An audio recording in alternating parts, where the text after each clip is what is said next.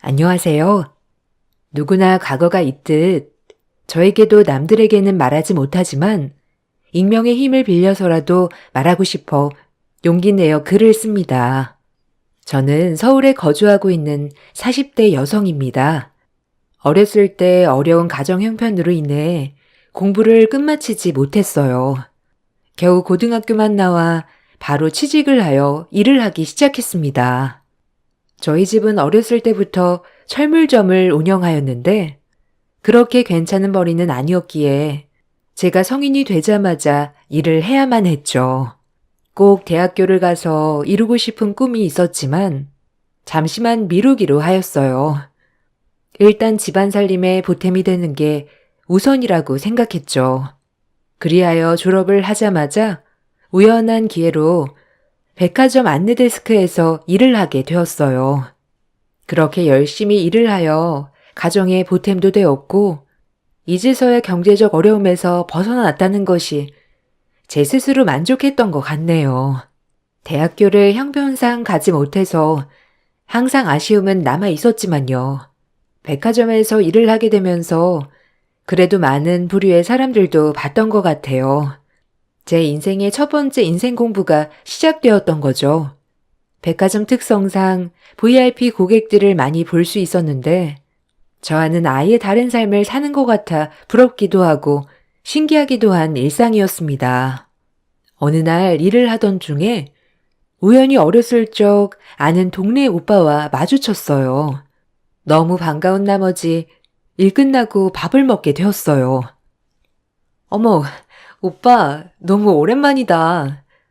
아주머님은 잘 계시지? 아니, 그동안 어떻게 지낸 거야? 연락도 딱 끊고. 오빠네 그렇게 이사 간 뒤로 엄마가 많이 서운해 하셨어. 지금 무슨 일해? 우리 어렸을 때 재밌었는데. 여기서 이렇게 만나게 될 줄 누가 알았어. 아, 그러게. 우리 집 그때 사정이 있었어. 너 그거 알지? 우리 집 선산이 엄청 올라서 그거 팔았거든. 그래서 빚도 갚고 그 동네도 완전 뜬 거고. 지금은 조그만 사업체 하나 운영하고 있어. 나도 네가 여기서 일할 줄은 몰랐네. 나도 반갑다. 동네 오빠는 저희와 같은 동네에 살았는데 어느 날 갑자기 문득 자취를 감췄었습니다. 근데 그 이유가 가지고 있던 선산이 올라서 팔았다는 거였죠. 그리고 지금은 꽤나 부유하게 살고 있던 거였고요. 동네에서 같이 자란 오빠가 이렇게 멋지게 성공을 했다니 한편으론 기쁜 마음도 있는 반면에 제 자신이 부끄러워졌었죠. 나는 그동안 뭐 했나 싶은 생각도 들었고요. 아, 그렇구나. 너무 잘 됐다. 아주머니도 고생 많이 하셨는데 지금은 편안하시니까 너무 다행이다. 그럼 오빠는 뭐 사러 온 거야? 잠깐 뭐 좀 사러 들렸는데 나도 놀랬어. 너를 여기서 만나다니. 그렇게 이사 가고 나서 너 많이 보고 싶었거든. 얘기를 못했던 것도 걸리고 오늘 이렇게 만나니까 너무 좋다. 오늘 오길 정말 잘한 것 같아. 어머님, 아버님은 건강히 잘 계시고? 그렇지. 그러게, 오빠네 말없이 이사 가는 바람에 나도 얼마나 놀랬는데. 그래도 지금이라도 만났으니까 종종 연락하면서 지내자. 동네에서 우리가 좀 친하게 지냈어? 앞으로도 쭉 친하게 지내자고. 내가 오빠가 없어서 얼마나 의지했는데. 그래, 자주 보며 지내자. 말 나온 김에 쉬는 날이 언제야? 너 쉬는 날 맞춰서 나도 쉴 수 있으니까 그때 또 만나자. 어렸을 적 너무 의지했던 오빠를 이렇게 성인이 되어 다시 만나니 그래도 조금은 남자로 느껴지고 설레었습니다. 너무 멋있어진 오빠를 보니 저도 모르게 그런 마음이 들었나 봅니다. 다행히도 오빠도 저와 같은 마음이었죠. 그래서 저희는 본격적으로 그날을 계기로 종종 만남을 가지기 시작했습니다. 성인이 되고 성공한 오빠는 옛날의 동네 오빠가 아니었어요. 이건 너무 비싸다. 우리 딴 거 먹자. 이건 어때? 가격도 괜찮고 적당한 것 같은데. 이거 시킬까? 아니면 오빠 먹고 싶은 거 있어? 아, 수정아, 괜찮아. 다 시켜도 돼. 오빠 이런 거 사줄 능력 되니까 가격 보지 말고 다 시켜. 진짜 괜찮아. 너한테 쓰는 거 하나도 안 아깝다니까. 이거 먹고 너 옷도 좀 사줄게. 이제 내 여자친구면 이 정도는 입어줘야지. 괜찮으니까 다 골라. 알겠지? 사회 초년생인 제가 봐도 너무 멋있었네요. 그렇게 전 스며들었습니다. 남자친구가 된 오빠는 저에게 뭐든 아낌없었어요. 어렸을 때 서로의 집 형편을 너무 잘 아는지라 저희 집 형편을 말 안 해도 알았고 제가 형편 때문에 대학교를 가지 못하였다는 것도 마음 아파했죠. 그렇게 한 해 한 해 시간이 가고 저희는 결혼을 약속했어요. 하지만 두려운 마음도 컸었죠. 아직 저의 존재를 모르는 남자친구 어머님이 저를 보시면 좋아하실까 싫어하실까 등등 걱정 반 기대 반을 안고 있었습니다. 아주머니가 좋아하실까? 어렸을 때는 나름 예뻐해 주셨던 것 같은데 지금은 너무 달라졌으니까 오빠에 대한 기대도 크실 텐데 혹시 내 존재에 대해서는 말해봤어? 일단 오빠가 먼저 운을 띄워보는 게 낫지 않을까? 무턱대고 찾아가는 것보다? 아니야, 괜찮을 거야. 엄마도 너 똘똘하다고 어렸을 때 예뻐하셨잖아. 분명 좋아하실 거야. 그리고 얼마나 반갑겠어, 안 그래? 그렇게 남자친구 말만 덥석 믿고 남자친구의 집으로 인사를 갔습니다. 그래도 형편이 나아졌구나라고 생각은 했지만 그의 집을 와보니 정말 성공했구나라고 느꼈어요. 집은 평창동에 차고에 외제차들도 세 대나 있었죠. 눈으로 보니 주눅이 들었어요. 그렇게 초인종이 눌리고 떨리는 마음으로 아주머니를 맞이할 준비를 하였습니다. 그리고 문이 열리고 인사를 드렸죠. 아주머니, 너무 오랜만이에요. 안녕하셨어요? 저 기억하세요? 저 수정이에요.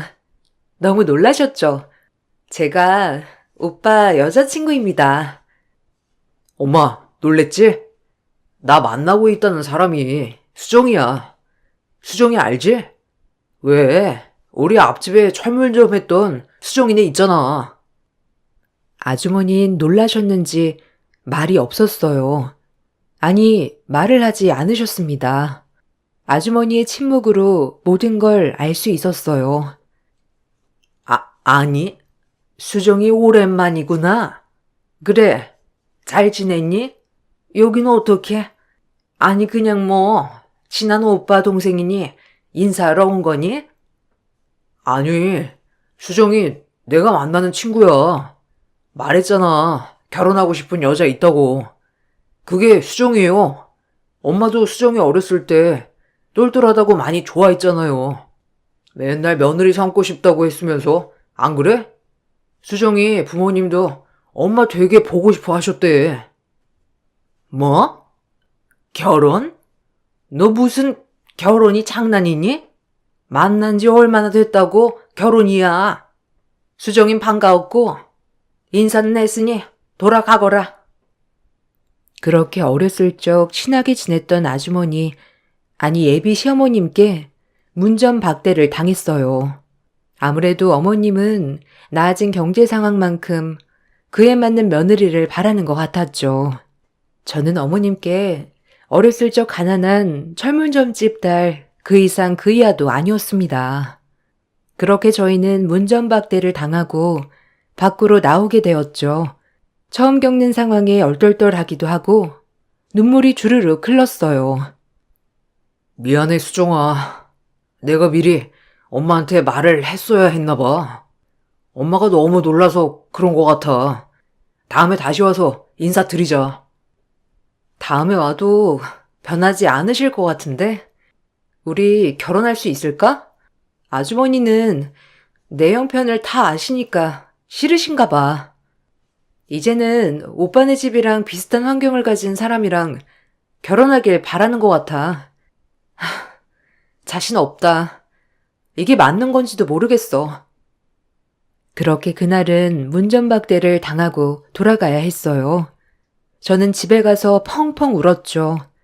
이 모든 것이 가난해서인가? 내 직업 때문인가? 자책하며 그날은 밤을 꼴딱 새웠죠. 그리고 다음날 저는 퉁퉁 부은 눈을 하고 일터로 가야 했어요. 그렇게 출근을 하였죠. 정신이 없는 상태에서 일하고 있는데 누군가 제 앞에 섰어요. 안내를 해드리려고 눈을 마주치는 순간 놀랄 수밖에 없었죠. 놀랐니? 인태한테 물어서 찾아왔다. 백화점에서 일한다더니 안내데스크에서 일하고 있었구나. 잠깐 시간 되니? 아, 네. 10분만 있으면 교대 시간이라서요. 저기 안쪽에 가보시면 커피숍 있어요. 가서 계시면 교대하고 갈게요. 그렇게 교대 시간이 되어 저는 서둘러 아주머니를 뵈러 커피숍으로 향했습니다. 멀리서 봐도 표정이 안 좋은 아주머니였죠. 긴 말하지 않으마. 너 만나서 반갑지만 어렸을 때 봤던 수정이 그 이상 그 이하도 아니야. 너가 봤다시피 우리 집은 옛날이랑 차원이 달라졌어. 우리 애가 사업을 하니까 나는 전문직 며느리를 원했고, 그리고 너 어렸을 때 공부 잘하지 않았니? 아니 어쩌다가 대학도 안 가고. 아휴, 긴 말할 거 없다. 난 할 얘기 다 했어. 더 이상 이런 일로 너 보고 싶지 않구나. 일어나마. 죄송합니다, 아주머니. 심려 끼쳐드리고 싶진 않았는데 괜히 심려 끼쳐드린 것 같아 죄송해요. 인태 오빠 우연히 만나고 저희 감정만 너무 앞세운 것 같아요. 아주머니 마음은 잘 전달받았어요. 더 이상 신경 쓰지 않도록 하겠습니다. 걱정 마세요.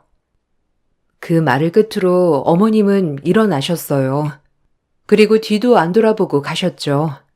내가 어렸을 때 알던 아주머니가 맞나 싶을 정도로 쌀쌀 맞으셨어요. 그렇게 완전 거부를 당하고 돌아서는 길, 제 자신을 자책했죠. 공부라도 포기하지 말 걸 이렇게 자책했어요. 우리 그냥 헤어지자. 나 오빠 못 만날 것 같아. 아주머니한테도 약속 드렸고 우리 그냥 좋은 추억만 간직하자. 더 이상 만나기 힘들 것 같아. 뭐? 그게 무슨 말이야? 나 못 헤어져. 우리 이렇게 만난 게 보통 인연인 줄 알아? 엄마 때문에 그래? 내가 설득할게. 나만 믿고 기다려줘, 어? 그렇게 이별을 고했지만 절대 못 헤어진다는 남자친구. 일도 하지 않고 어머니만 설득해 나갔죠. 그렇게 끈질기게 1년을 설득한 결과 결국 아주머니는 두 손 두 발 다 들었습니다. 그렇게 저희는 결혼을 하게 되었고 저에겐 헬게이트의 문이 오픈되었죠. 일도 그만둬라. 뭘 자랑스러운 일이라고 다니냐? 내 친구들도 이제 네 얼굴 아는 마당에 누가 물어보면 내가 얼마나 창피하겠어? 넌 그런 센스도 없니? 옛날에 우리 집이라고 생각하면 큰 오산이야, 알겠니? 아니 넌 어쩌다 그 모양이 됐냐? 어렸을 땐 꽤나 똘똘해서 괜찮더니만 전혀 뭐 하나 나아진 건 없는 거 아니냐? 사람이 살면서 발전을 해야지 나 원참. 어쩌다가 우리 아들이? 네? 그래도 하던 일인데 말미를 줘야 할 것 같아요. 그만두더라도 갑자기 그만두면 일할 직원이 없어서 그때까지만 다닐게요. 뭐야? 너 지금 나 무시하냐? 내가 그 옛날에 니네 옆집 살던 아줌마 같아? 당장 그만둬. 내일부터는 이 집에서 할 일이 많으니. 어머님은 막무가내로 일을 그만두게 했어요. 그리고 집안 살림에 전념했어요. 남편이랑은 행복했지만 남편은 아침에 나갔다 저녁에 들어오니 하루 종일 전 어머님과 같은 공간에서 있어야 했습니다. 어머님은 절 한시라도 가만두지 않았어요. 얘, 빨래 널었냐? 빨래 널고 고구마 좀 구워라. 그리고 이따 잔디 관리 좀 하고. 그리고 내 방 이불도 빨고. 넌 내가 꼭 말을 해야 하냐? 알아서 척척 못해? 아무것도 할 줄 모르면 집안일이라도 잘해야지. 꼭 내 입에서 말을 하게 만들어. 저도 한다고 하는데 그렇게만 말씀하지 마세요. 저 이따 서점 좀 갔다 오려고 하는데 그럼 하던 일 마저 하고 다녀올게요. 뭐? 서점은 왜 가는데? 아주 팔자 폈다. 남편이 벌어다 주는 돈으로 넌 고상하게 앉아서 책이나 읽겠다는 거야? 어머님은 돈도 마음대로 쓰지 못하게 했어요. 저는 백화점을 그만두고 제가 하고 싶었던 대학 진학을 하여야겠다고 생각했어요. 하고 싶었던 공부를 해보는 것이었죠. 물론 백화점 다니면서 한 푼 두 푼 모아서 나중에 대학교를 가려고 모아놨던 돈으로 말이죠. 제겐 꿈이 있었거든요. 이제 천천히 꿈에 다가가고자 노력을 해야겠다 생각했어요. 대신 이 얘기는 아무한테도 하지 않았고요. 좋은 결실이 이루어졌을 때 남편에게도 깜짝으로 말해야겠다 생각했습니다. 그리고 시간을 허비하지 말자고 생각했죠. 힘든 시집살이 속에 틈날 때마다 저의 공부는 시작되었어요. 심적으로 육체적으로 힘들었지만 꿈을 이룬 내 모습을 생각하며 열심히 했네요. 그 와중에 시어머니는 저를 볼 때마다 폭언을 일삼았어요. 저도 심적으로 많이 지쳐있던 상태라 견디기 힘들었고요. 너만 보면 내가 한숨이 나와. 아니 어쩌다 네가 우리 집 며느리로 들어온다냐? 진짜 인연실기다. 달라붙을 걸 붙어야지. 너 우리 아들 돈 보고 달라붙은 거지? 어디 콩고물 떨어질 거 있나 싶어서 안 봐도 비디오야. 니까짓 게 백화점 안내나 하는 주제에 우리 아들을 꼬셔? 아우 열불나. 잠잠하다가도 갑자기 우라통이 확 치미네. 나랑 도대체 무슨 왼수를 졌나? 아유. 어머니, 저도 참는데 한계가 있어요. 제가 돈 보고 결혼했으면 지금 이 집에서 이렇게 살림만 하고 있겠어요? 전 오빠 사람이 좋고 다정해서 결혼한 거예요. 말씀 좀 가려하세요. 저도 사람인지라 너무 속상해요.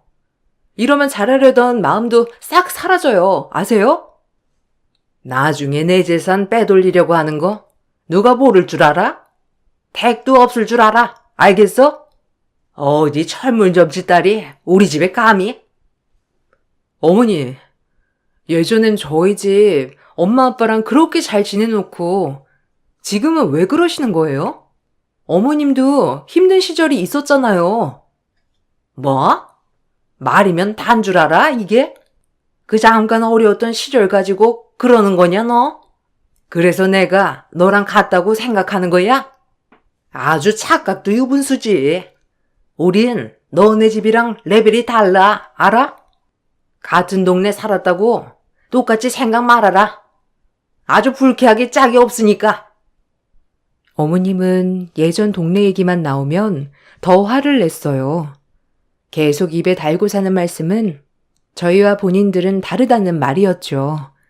정 그렇게 폭언을 한 귀로 흘리며 새벽에는 공부를 하였어요. 어머님께 보여드리고 싶었고 제 꿈을 이루고 싶기도 했고요. 그리고 남편의 힘이 아닌 정말 온전히 내 힘으로 하고 싶었죠. 그렇게 4년이란 시간이 지났어요. 어머님은 가면 갈수록 더했고 남편은 어머니와 제 사이에서 지쳐만 갔습니다. 저도 공부와 고된 살림을 병행하는 게 정말 힘들었죠. 제 인생에서 2번 다시 못할 일이라고 되뇌었죠. 노력은 결과를 배신하지 않는다는 말을 가슴에 새기며 아침부터 저녁까진 고된 집안 살림을, 저녁부터 새벽까진 대학교 입학 공부를 끊임없이 했습니다. 너무 앞만 보고 달려온 걸까요? 4년이란 시간이 지나고 보니 남편은 저에게 마음이 떠난 지 오래였죠. 어머니와 저의 고부 갈등도 지치고 일도 힘들고 저와의 대화도 줄더니 이제는 밖으로 돌기 시작했어요. 남편이 저에게 차가워지자 시어머니는 이때가 적기라고 생각했는지 남편에게 이간질을 하기 시작했습니다. 어이가 없었죠. 쟤 무슨 생각하는지 아예 모르겠다 아주. 분명 집안 재산 빼돌리려고 하는 거야. 그리고 애가 얼마나 바락바락 대드는지 내가 살맛이 안 난다. 애비 없으면 아주 심의를 산송장 취급하는데 내가 억울해서 살 수 있겠냐? 너만 없으면 돌변하는 것을. 뭐? 엄마 말이 사실이야? 당신 집에 있으면서 어머니한테 말대꾸하고 그러는 거야? 집에서 그렇게 할 일이 없어 그래? 아니 당신 무슨 말을 그렇게 해? 내가 어머님한테 말대꾸를 할 사람으로 보이는 거야? 하루 종일 어머님이 하라는 거 하고 밤이 돼서야 겨우 4시간 생기는 거 자기가 더 잘 알잖아. 어떻게 어머님 말만 듣고 나한테 그렇게 말을 할 수가 있어? 아 진짜? 이제 다 지겹다. 시간이 지나면 해결될 것 같았는데 네가 어떻게 했길래 어머니가 매번 저러시는지도 이해가 안 가. 그렇게 어머님의 이간질로 남편은 더 저에게서 멀어져 갔어요. 그 멀어진 틈을 타 어머님은 대놓고 마담뚜를 불러 남편의 재혼자리를 알아보곤 했죠. 서글펐습니다. 그리고 정말이지 어떻게 해야 할지 모르겠더라고요. 저조차도 혼란스러웠으니까요. 이제 인태 마음만 완전히 돌리면 된다.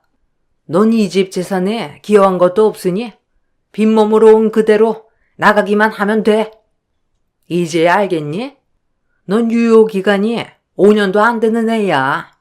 알아서 눈치껏 나가길 바랬건만 기어이 내가 이렇게까지 해야 해? 우리 인태는 재장가여도 선볼 사람들이 줄을 섰다. 승무원이니 선생님이니 너랑은 비교도 안 되지. 네 수준을 이제 알겠어? 어머니, 진짜 너무하네요. 도대체 왜 그러는 거예요? 정말 제가 가난해서 그러는 거예요? 있는 그대로 저를 봐줄 순 없나요? 봐줄래야 봐줄 수 있겠니? 너를 보면 그 구질구질하게 살던 때가 떠올라. 알아? 그리고 넌 그때나 지금이나 발전도 없이 한심하고 그런 애가 남자 하나 물어서 인생 필려고 하는 게 내가 용납이 안 돼. 너란 애랑은 도저히 같이 살 수가 없어. 누군 좋아서 이런 삶 사는 줄 알아요?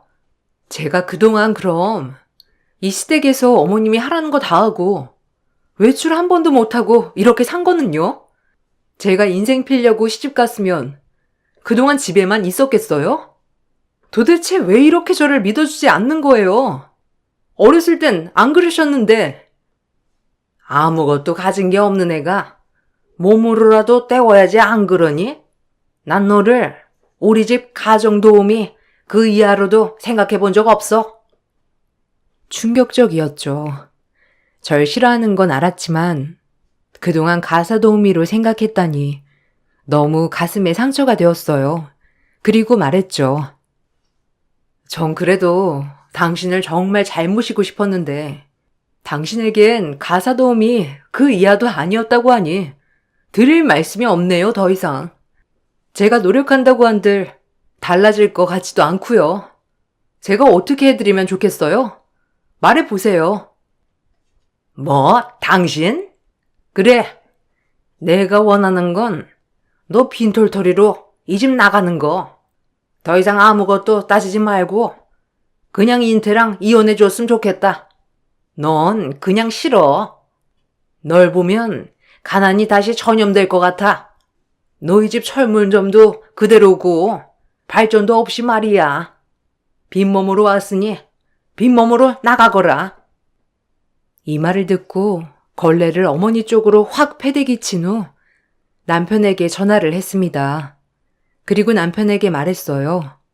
마음 떠난 남편의 태도 또한 시어머니와 같았지만요. 남편은 또 무슨 일이 난 거냐 하면서 집에 기가를 했죠. 기가한 남편을 데리고 거실에서 얘기를 꺼냈어요. 너무 우라통이 치밀어서요. 당신 어머니가 우리 이혼 말씀하시는데 오빠는 어떻게 하고 싶어? 나도 이제 지친다. 어머니는 나 며느리로 생각 안 해. 지금도 내가 있거나 말거나 오빠 재혼자리 알아보는데 내가 더 이상 어떻게 해야 해? 이제 나도 어찌해야 될지를 모르겠어. 미안하다. 결혼도 내가 다 밀어붙여놓고 책임도 못 지고 우리 이제 그만하자. 나도 너한테 미안하고 엄마랑 너 사이에서 지치네. 미안해. 이러려고 너랑 결혼한 게 아닌데 너한텐 내가 할 말이 없다. 미안하다. 그냥 이쯤에서 정리해. 너가 조그만하게 시작할 수 있는 자금은 내가 보태줄게. 미안해. 이혼하자. 서류는 내가 준비할 테니까 넌 할 거 없을 거야. 자금? 오빠도 내가 오빠 돈 보고 결혼한 거 같아? 나 돈 필요 없어. 그냥 이렇게 새 식구 행복하게 사는 거였는데 차라리 어머니랑 연을 끊을 순 없어? 얘, 무슨 자금이니? 얘가 한 게 뭐가 있다고? 절대 안 돼. 빈몸으로 나가라. 더는 말할 필요도 없어. 내일이라도 당장 나가. 결혼 전 저를 끈질기게 설득했던 거와 달리 지금 남편은 스스로 저를 놓았어요. 그리고 이젠 지친다고 하였죠. 세상이 무너지는 것만 같았어요. 계속되는 시어머니의 폭언, 지켜줄 수 없다는 남편을 보고 있자니 이 집에 내가 있을 필요는 없다고 느꼈네요. 내 그럴 줄 알았지. 너한테 질린 게야. 이럴 줄 알았으면 혼인신고도 말리는 건데 굳이 우리 아들한테 이혼남 딱지를 붙게 만들다니. 내가 그때 어떻게 해서든지 결혼을 뜯어 말렸어야 했는데 하여튼 인태 너무 생각 잘했다. 지금이라도 얼른 나가.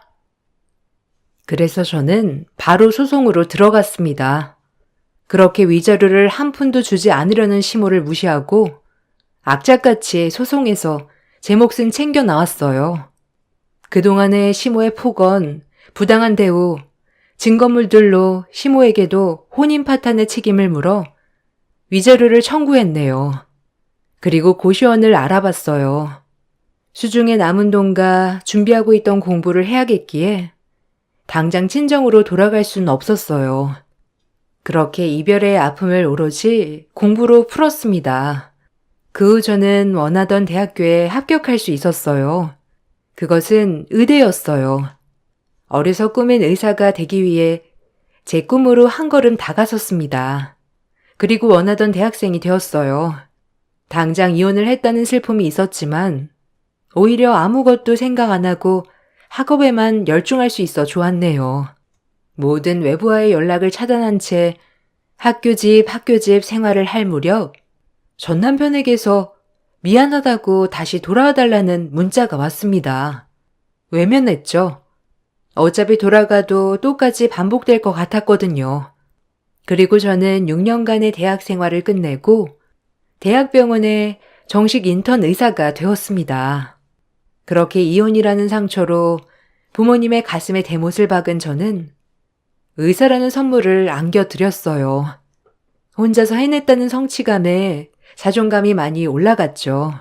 그리고 전 달라져 있었습니다. 인턴을 끝내고 저는 산부인과라는 과를 선택하게 되었어요. 그렇게 이혼 후 12년이란 시간이 흘러서 저는 불임 클리닉을 개원했습니다. 나름 업계에서 유명하기도 하였고 난임 여성분들이 예약을 하려면 줄을 설 정도가 되었어요. 그렇게 일에 치여 살았고 제가 맨손으로 읽어낸 기쁨이었죠. 한번 결혼에 실패한 탓에 결혼은 다신 하고 싶지 않았어요. 하지만 그 시절이 있지 않았다면 지금의 저도 없었을 것이기에 항상 겸손했죠. 불임 클리닉에는 결혼한 지 오래된 부부들도 많이 왔고 아이를 너무 원하지만 가지지 못하는 마음 아픈 환자들이 많았죠. 그들의 마음을 헤아리며 임신을 도와주는 것이 저의 역할이었고요. 짧게는 1년, 길게는 7년까지도 꾸준히 다니는 환자들도 있었습니다. 그렇게 진료를 보던 중 저에게 일생일대의 통쾌한 사건이 발생하네요. 에구, 이번엔 착상까지 됐었는데 아무래도 배아가 많이 약했나 봐요. 조금 쉬시고 다시 시작하도록 하죠. 마음 잘 추스리세요. 그래도 냉동배아들이 아직 남아있어서 다행이에요. 조금 회복하시고 다음번에 다시 하는 걸로 하죠. 오늘은 들어가세요. 선생님, 저 아이 가질 수 있는 걸까요? 시댁에서도 아이를 너무 원하고 저도 자꾸 이렇게 실패하니 조급해지네요. 아휴, 환자분 잘못이 아니에요. 그러니까 너무 죄책감 가지지 마시고 우리 예쁜 아가 올 날만을 기다려요. 시험관의 끝은 해피엔딩이니까요. 그렇게 5년을 시험관 진행을 했던 환자가 우는 모습을 보니 마음이 아팠어요. 그렇게 한 번 더 시험관을 진행하기로 하고 약속을 잡고 환자분은 돌아가셨죠. 그렇게 다음 진료 날이 되었고 제가 잠깐 진료에 늦은 날이 있었어요. 사복을 입고 얼른 진료실로 들어가려고 하는데 낯익은 그림자가 보였죠. 12년 만에 전 시어머니를 만났습니다. 저의 오래된 환자의 시어머니로 말이죠. 12년이 지난 지금의 모습도 여전히 표정에서 표독스러움이 드러났습니다. 전 시모는 저를 보고 놀랐죠. 어머, 아니, 너도 여기 다니니? 아니, 못 배운 게 애도 못 낳아서 어쩌니? 진작에 내쫓길 잘했지. 역시 너는 뭐래도 안 돼. 오늘 채소 옴부트려나? 하필 이런 데 와서 너를 만나다니. 아유, 재수 없어. 네가 불임이었다니. 아주 가지가지 하는구나. 역시 내 선택이 옳았어. 아줌마, 말 다 했어요, 지금? 유감인데 아줌마 며느리 내 5년째 여기 단골 환자야. 내가 여기 환자로 보여? 웃겨 정말? 뭐? 네 환자라니? 아니 그게 무슨 말이야? 이게 말이면 다인 줄 아나? 어디서 없는 소리를 짓거려? 우리 애기가 네 환자라고? 그래. 아줌마가 그렇게 무시하고 구박하던 전 며느리 여기 대표 원장이다 이 아줌마야. 어디서 큰 소리를 내? 무식한 건 여전해가지고 아줌마 같은 사람들을 보고 졸부라고 하는 거야. 졸부가 수중에 돈이 생기면 눈이 돈다더니 아줌마가 딱 그 짝이야. 저의 12년 묵은 체증이 내려가는 것 같았습니다. 전 아줌마의 일그러진 표정을 보고 통쾌하단 생각이 먼저 들었네요. 어머, 어머니, 왜 그러세요? 여기 저 봐주시는 원장님이세요. 아휴, 죄송합니다, 원장님. 저희 어머님이 뭘 좀 오해한 것 같아요. 아니요, 다정씨. 다정씨가 죄송할 건 없죠. 시어머님이 저분이었다니 놀랍네요. 오늘은 시어머니랑 방문하신 건가요? 남편분은 항상 오면 검사실로만 들어가니까 다정씨 남편일 줄은 상상도 못했는데 다정씨도 마음고생이 이만저만 아니겠네요. 전 오히려 그 아줌마의 며느리인 저희 환자가 더 신경이 쓰였어요. 애를 낳지 못한다면 얼마나 구박을 받을까 싶었죠. 그리고 무슨 운명의 장난인가 싶었네요. 그렇게 구박하던 전 며느리의 병원에서 현 며느리가 불임 치료라니 참 예기치 못한 상황이었죠. 아니 네가 진짜 의사라고? 지금 그 말을 믿으라는 거야? 아니 니까짓게 어떻게 의사가 됐어? 어이가 없네 진짜. 무슨 이까짓 게? 저까짓 게라니. 아줌마, 말 가려서 해요. 지금 여기가 어디라고 와서 큰 소리야? 누군 막말 못하는 줄 알아? 경찰 부르기 전에 당장 나가. 내가 돈 좀 있어 보니까 알겠던데. 돈도 잘 써야 돈이지. 아줌마처럼 있는 티는 다 내고 남 무시하면서 자랑하는 돈은 더러운 돈이더라고. 나 당신 치료하는 거 아니니까 아줌마 재산 많다고 자랑하지 말고요. 교양을 좀 익히세요. 무식해서 말을 섞을 수가 있어야지. 뭐? 이게 말이면 탄 줄 아나? 아주 너 많이 컸다. 거지 같은 것을 걷어서 들었더니만 지 분수를 모르고 설쳐대? 의사면 다야? 아줌마, 마음 좀 곱겠어요. 그러니 손주가 안 생기지. 지금 당신 아들 자식 못 낳는 거 당신 때문이라고 생각 안 해? 마음 좀 곱겠어, 이 아줌마야. 아니, 이게 어디서? 말도 안 돼. 네가 감히 나한테 그런 모욕을 줘? 내가 누군지 알고 네가 감히 나를 함부로 대?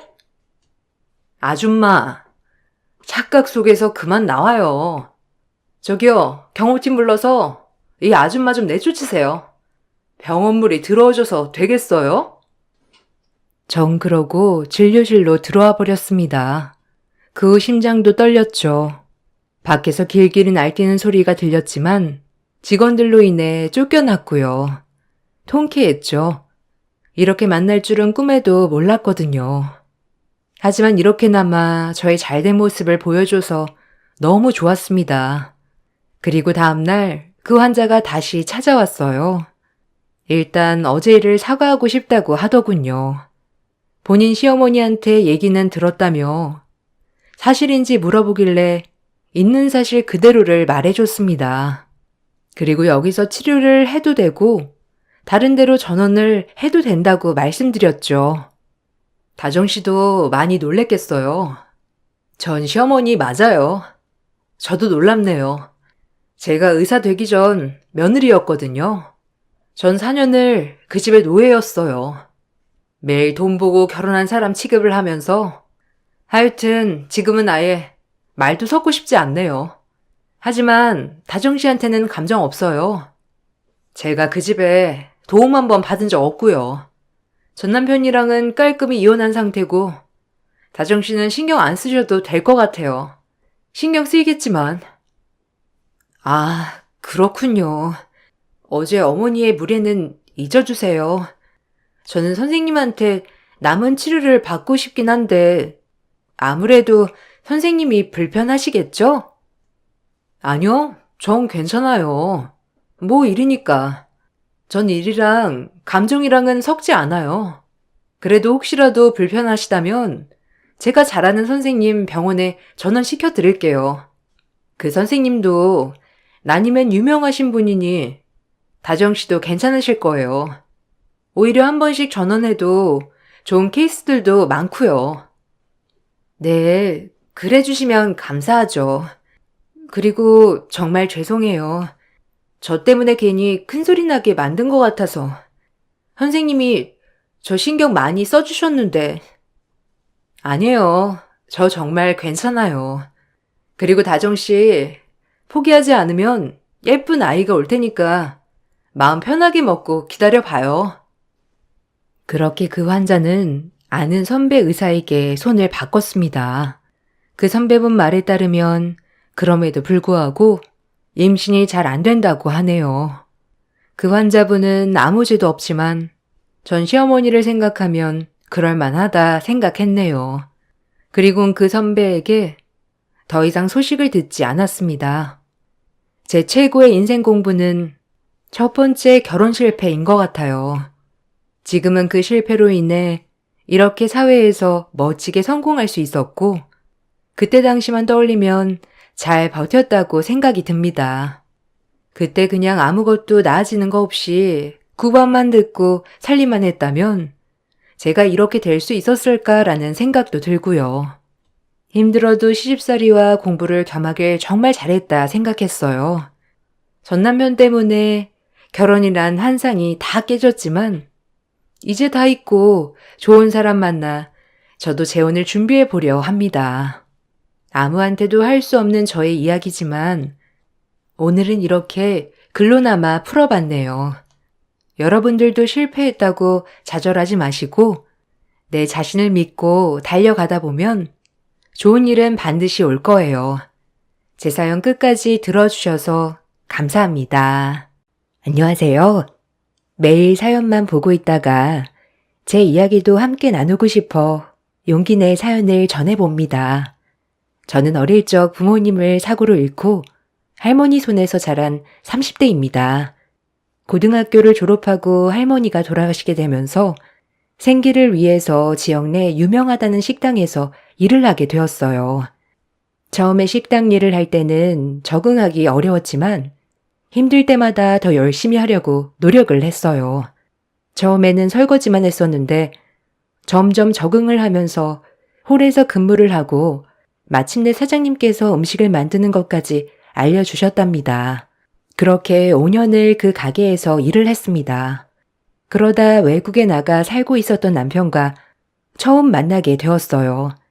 남편은 국내로 취직을 하게 되면서 들어오게 된 것이었죠. 몇 차례 마주치다 보니 남편과 친해지게 되었고 결국 남편과 사랑을 하게 되었답니다. 비밀로 만남을 이어나가던 도중에 우리 두 사람에게 새 생명이 찾아오게 되었어요. 결국 혼전 임신으로 결혼을 하게 되었습니다. 처음에는 시부모님께서 결혼을 탐탁치 않아 하셨어요. 임신을 했기 때문에 어쩔 수 없이 결혼을 허락해 주시긴 했지만 저에게 곁을 내어주시진 않으셨답니다. 처음에는 임신을 했어도 결혼을 반대하셨지만 결혼하지 않고서도 낳겠다는 저의 말에 수락을 해 주셨거든요. 그러다 보니 초반에는 저에게 무척 냉담하게 대하셨어요. 가게에 출근을 해도 말을 시키지 않으실 정도였죠. 그래도 저는 시부모님을 저의 친부모님처럼 알뜰살뜰 챙겼어요. 저도 가족의 사랑이 고팠고 부모님이 생겼다는 것이 너무나 기뻤거든요. 임신을 한 몸이지만 매일같이 시부모님 가게로 나가서 매일 일을 도와드렸답니다. 저의 노력에 시부모님도 마음이 열리셨는지 어느 순간 저를 받아주시기 시작하셨어요. 결정적으로 시부모님이 저를 받아주셨던 이유가 있었어요. 시아버님이 지병이 있으셨는데 늦은 밤 홀로 가게를 정리하다 쓰러지셨던 적이 있었거든요. 그때 마침 제가 가게 불이 켜져 있는 걸 보고 들어왔다가 시아버님을 발견하고 바로 병원으로 옮겨서 다행히 치료를 받으셨어요. 그때 이후로 시아버님 건강은 더 나빠지긴 했지만 그래도 생명을 살리게 되었다며 시어머님이 그때 이후로 저를 받아주셨죠. 저도 시부모님이 처음에 저를 탐탁치 않아 했던 것은 이해할 수 있었어요. 시부모님께서는 식당을 40년 동안 운영하셨고 늦은 나이에 남편을 낳아 애지중지 길러오셨어요. 남편이 하고 싶다는 건 다 해주면서 아끼고 아껴 키운 자식이었는데 갑자기 직원을 임신시켜 결혼을 한다고 하니 제가 더 마음에 들지 않았던 것이었죠. 그렇지만 저의 노력으로 시부모님은 인정을 해 주셨어요. 가게 서빙뿐만 아니라 음식을 만드는 것도 옆에서 도와드리고 재료 관리 등등 가게 전반적인 일을 도맡아 했답니다. 아침에 일어나 가게 문을 닫을 때까지 쉴 틈 없이 열심히 일을 도와드렸어요. 몸이 힘들기는 했지만 시부모님에게 인정을 받았고 남편도 그런 저의 노력을 알아주었기에 힘들다 생각이 들지 않았던 것 같아요. 그렇게 결혼 후 3개월 만에 저는 시부모님의 인정을 받을 수 있었답니다. 그러던 중 갑작스레 유산을 하게 되었어요. 가족들은 모두 다 놀랬지만 저는 얼른 몸을 추스리려고 노력했습니다. 시부모님께서는 자신들이 처음부터 받아주지 않아 유산을 한 것이 아닌가 싶은 마음이 드셨는지 매번 미안해 하셨어요.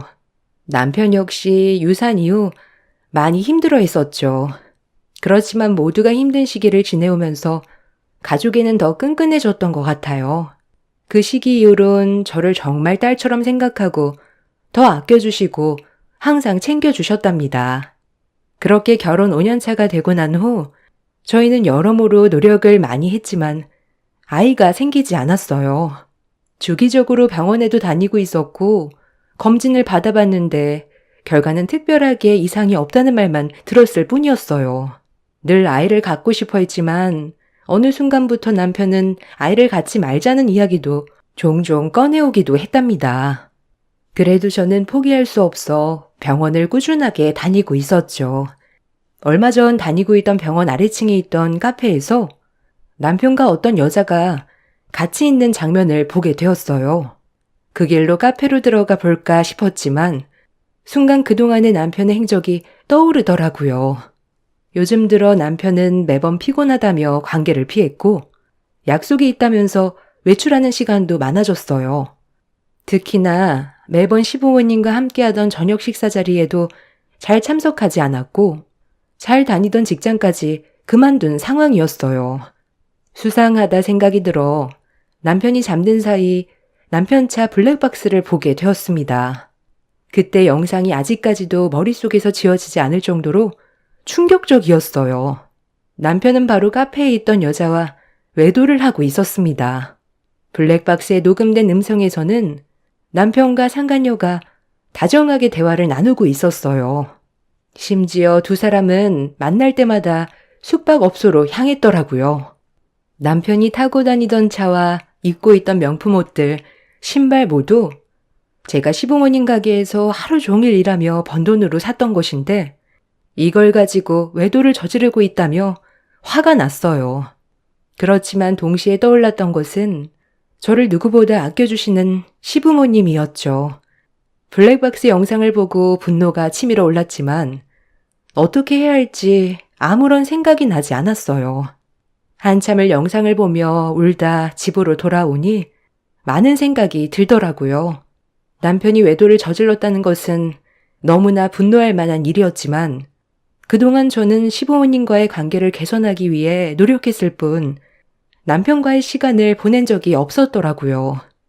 얼마 전까지만 하더라도 제가 고생하는 것이 싫다며 좋아하는 아이도 포기하겠다고 말한 남편이었기 때문에 외로워 그럴 수 있겠다는 생각이 들기도 했답니다. 조금 더 생각을 해보자 다짐을 하고 그렇게 며칠을 그대로 지내게 되었어요. 남편은 끝까지 아무렇지 않은 듯 평소와 다름없이 생활을 하더라고요. 슬며시 카페에서 남편을 봤다며 이야기를 꺼내봤는데 남편은 잠깐 놀랄 뿐 이후에 아는 지인일 뿐이라며 대수롭지 않게 넘어갔습니다. 처음에는 남편의 외도를 알았을 땐 속으로 참을 수 있을 거라 생각을 했었는데 충격이 컸는지 밥을 먹어도 소화가 되지 않고 잠도 오지 않았어요. 며칠 만에 살이 쭉 빠질 정도로 건강이 나빠지자 시부모님은 저의 상태를 보고 심각하게 걱정을 하셨어요. 시영아, 요즘 무슨 힘든 일 있니? 에휴, 도통 밥도 잘 못 먹고 살도 계속 빠지는 것 같아. 무슨 일 있어? 아니에요, 어머님. 집 대청소를 한다고 무리를 냈더니 몸살이 났나 봐요. 아이고, 시영아. 이러다가 큰일 나겠다. 여보, 시영이 좀 며칠 쉬게 해주면 어때요? 그래, 그렇게 하자. 시영아, 네가 아프면 우리 마음이 더 아프니까 제발 며칠 좀 쉬어라. 약도 먹었고 괜찮아요. 저 없으면 어머님, 아버님 고생하시잖아요. 요즘 가게 손님들도 많이 오시는데 그냥 있을게요. 아니다. 돈이 뭐가 중요하겠니? 네 건강보다 중요한 건 없어. 부탁이니까 제발 들어가서 쉬고 건강 좀 챙겨. 이왕 이렇게 된 거 가게 정리하는 것도 좀 빠르게 알아봐야 되겠다. 네? 가게 이제 정리하시려고요? 그래. 아빠도 건강이 좋지 않고 나도 이제는 가게 운영하는 것도 힘들구나. 가게 정리를 하고 우리는 시골로 가려고. 사실 시부모님께서는 이제 연로하시고 건강도 좋지 않으셔서 가게를 정리하려고 하셨거든요. 그러다 보니 다른 직원분들도 하나둘씩 그만두셨던 터라 제가 없으면 두 분이서 가게를 보기 힘들었던 상황이었어요. 1년의 명절을 제외하고는 쉬지 않으셨던 시부모님께서 가게 문을 닫고서라도 저를 쉬게 하겠다며 이야기를 하셔서 저는 며칠 휴가를 보내게 되었답니다. 제가 아픈 와중에도 남편은 취업 자리를 알아본다며 일찍이 집을 비우더라고요. 상간녀를 만나러 갈 것이라 생각한 저는 지금이 아니면 정리를 할 기회가 없을 것 같다는 생각이 들었어요. 그래서 상간녀를 만나 단판을 지어야겠다 싶어서 남편 몰래 상간녀 연락처를 알아내서 만나자고 연락을 했습니다. 당황스러워할 거라 생각했던 상간녀는 오히려 저에게 꼭 만나고 싶었다며 말을 하더군요. 근처 카페에서 만난 상간녀는 놀라운 이야기를 털어놓기 시작했어요. 진수 씨, 기혼인 거 아시죠? 더 이상 만나지 않으셨으면 좋겠어요. 진수 오빠 아이를 가졌어요. 그동안 아이를 가지려고 노력해도 생기지 않았다면서요? 네? 아이를 가졌다고요? 남편도 알고 있어요? 오빠도 알고 있어요. 저희 이 아이 낳을 거예요. 그러니 그쪽에서 헤어져 주셔야 되겠네요. 저기요, 상간녀는 그쪽이에요. 임신했다고 하더라도 저는 이혼할 수 없어요. 그럼 소송을 하던지 어쩌던지 마음대로 하세요. 어차피 오빠도 당신이랑 더 이상 살 수 없다고 말했거든요. 절대로 이혼할 수 없으니 그렇게 아세요. 남편은 이혼하지 못할 겁니다. 참나. 역시나 구하라고 하더니 자존심이 하나도 없네. 저기요. 그쪽 남편이 당신 말고 내가 좋다고 하잖아. 당신만 사라지면 아이 낳고 오손도손 살겠다는데. 왜? 부모가 없으니 쫓겨나도 갈 데가 없어? 뭐라고요? 그렇잖아. 아이가 있는 것도 아니고 시부모님한테는 진수 오빠 한 명뿐인데 혹시 유산 같은 거 받을까 그래요? 그런 거 원하면 제가 위자료로 넉넉히 드릴게요. 그러니 이혼이나 빨리 해줘요. 외도를 저지르고서도 당당한 상간녀에게 저는 할 말을 잃었습니다. 거기다가 부모가 없다는 것까지 이야기를 하는 걸 보면 기가 차더라고요. 더 이상 대화가 통하지 않을 거라 생각하고 집으로 돌아온 저는 버티고 있었던 정신까지 놓고 말았죠. 며칠을 아무것도 하지 못하고 꼼짝없이 침대에 누워 있었답니다. 상간녀에게 이야기를 들은 건지 남편은 며칠 동안 집에 들어오지도 않았네요. 시부모님께서는 안부를 물으러 전화를 해 오셨지만 거기에 남편의 외도를 하고 있다는 것은 이야기하지 못했어요. 연로하시고 거기다가 몸도 좋지 않으신데 이 사실까지 알려지게 되면 충격에 큰일이 날 수도 있겠다 싶어 우선 말을 하지 않기로 결심했습니다. 그러던 중 갑자기 현관벨이 울리기 시작했어요. 올 사람이 없는데 하고 생각하며 문을 연 순간 그 앞에는 시부모님이 음식을 바리바리 싸가지고 오신 걸 발견했답니다. 어머, 어머님, 아버님, 어떻게 오셨어요? 이게 다 뭐예요? 갑자기 찾아와서 놀랬지? 전화 받는 목소리가 영 좋지 않아 보여서 진수한테 전화했더니 자긴 바쁘다고 끊어버리고 밥은 잘 챙겨 먹는지 약은 먹는지 걱정돼서 와봤단다. 몸은 좀 괜찮니? 밥은 먹었어? 시모의 말에 저는 그 자리에서 앉아 펑펑 울기 시작했어요. 어머님과 아버님은 아무런 말도 하지 않으시고 저를 토닥이며 위로를 해 주셨어요. 그동안 시부모님은 저희 집에 한 번도 찾아오시지 않으셨어요. 혹시나 불편할까봐 저를 배려해서 집에 오시지 않으셨는데 얼마나 걱정이 되셨으면 음식을 바리바리 챙겨서 찾아오셨을까 생각이 들더라고요. 시부모님께서는 저를 달래서 방에 데리고 와 쉴 수 있게 해주셨고 가지고 오신 음식으로 밥상을 차려주셨어요. 며칠 동안 아무것도 먹지 못했었는데 시부모님이 차려주신 음식으로 덕분에 밥을 먹을 수 있었습니다. 시부모님께서는 제가 그동안 더 말라진 모습을 보시고 너무나 안타까워 하셨어요. 시영아, 왜 이렇게 살이 많이 빠졌어? 무슨 일이 있으면 나에게 꼭 얘기를 해다오. 어머님, 별일 없어요. 금방 나아질 거예요. 오히려 어머님, 아버님 얼굴이 어두우신데 무슨 일 있으세요? 아이고, 시영아. 우리 걱정은 하지 마라. 우리는 이제 나이가 들어서 힘이 없는 거지만 너는 아직 젊잖니. 걱정할 일은 없는 거지? 그런 거 전혀 없어요. 금방 괜찮아질 거예요. 어머님, 아버님이 직접 밥을 차려주시니 밥도 잘 넘어가는 것 같아요. 밥을 먹고 나서 어머님, 아버님께서는 저희 침실을 보고 놀라셨어요. 계절이 바뀐 지 한참인데도 이불을 전혀 교체하지 않았었거든요. 시영아, 침대 커버가 너무 얇은 것 같다. 엄마랑 아빠가 바꿔줄 테니까 너는 거실에 잠깐 나가 있으렴. 어머님, 나중에 제가 바꿀게요. 신경 쓰게 해드린 것 같아 죄송해요. 아니야, 시영아. 너는 내 딸이야. 며느리가 아니고 내 딸이라서 더 마음이 아프다.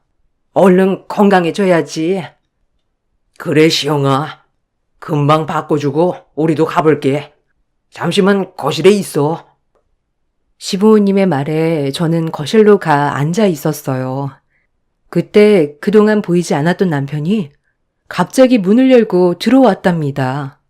현관에 시부모님 신발이 있었는데도 그걸 보지 못했는지 들어오자마자 저를 보고는 옆에 있던 물건들을 마구 던지기 시작했어요. 말려보려고 했지만 남편은 막무가내로 소리치면서 들으려고도 하지 않았네요.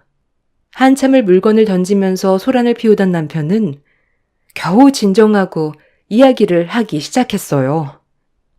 너 수연이 만났어? 만나서 뭐라고 했길래 걔가 하루 종일 누워만 있어? 걔 때리기라도 한 거야? 뭐? 여보, 당신 제정신이야? 내가 걔 만났다고 지금 이러는 거야?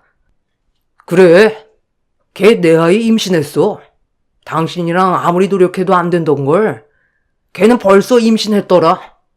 검사에도 아무런 이상 없다고 당신이 이야기했지? 근데 5년을 노력했는데 어차피 당신이랑은 애정도 없고 더 이상 살고 싶은 마음도 없다. 부모님 시골로 내려가면 이제 정리하자. 여보, 무슨 소리야? 그리고 그 얘기는 나중에 다시 해. 지금. 무슨 다시 해? 지금 이야기 끝내자. 수연이 너 때문에 쇼크받아서 지금 힘들어해. 당신 임산부한테 행패 부린 거야. 이거 고소하면 당신도 큰일 나는 일이라고. 수연이 쇼크 받았으니까 합의금으로 5천만 원 내놔. 뭐? 합의금? 지금 내가 합의금을 줘야 한다는 거야? 무슨 말도 안 되는 소리야. 수연이가 쇼크를 받았다고. 너 이러다가 아이라도 잘못되면 네가 책임질 거야? 외도도 모자라서 상간녀 임신한 걸로 지금 날 협박하는 거야? 그래. 수연이 만난 지 3개월도 안 됐는데 걔는 벌써 임신했다더라. 너는 아무리 노력해도 되지 않았던 걸 그런 애한테 협박을 해? 합의금 내놔. 남편은 어처구니 없게도 상간녀가 나로 인해 쇼크를 받았다며 합의금을 달라고 했어요. 저는 황당했지만 남편은 막무가내로 소리를 치며 요구를 했습니다. 그동안 충격으로 기운이 없어 쓰러져 있었던 것은 난데 남편은 아픈 저는 안중에도 없고 상간녀만 챙기고 있는 상황에 마음이 쓰렸습니다. 남편은 직장을 그만두고 수입도 없었던 상황이었는데 혹시나 남편이 기가 죽을까 제가 시부모님 가게에서 일하며 번 돈으로 생활하라며 줬었거든요. 시부모님도 저를 생각해서 더 넉넉하게 월급을 주셨는데 뼈 빠지게 일하고 번 돈을 상간녀와 희낙낙거리며 썼을 걸 생각하니 미치겠더라고요. 더 이상은 안 되겠다 싶어 남편에게 단호하게 이야기를 했습니다. 나 한 푼도 줄 수 없어. 그리고 당신이랑 이혼도 못해. 아니, 안 할 거니까 그렇게 알아. 거기다가 합의금을 달라고?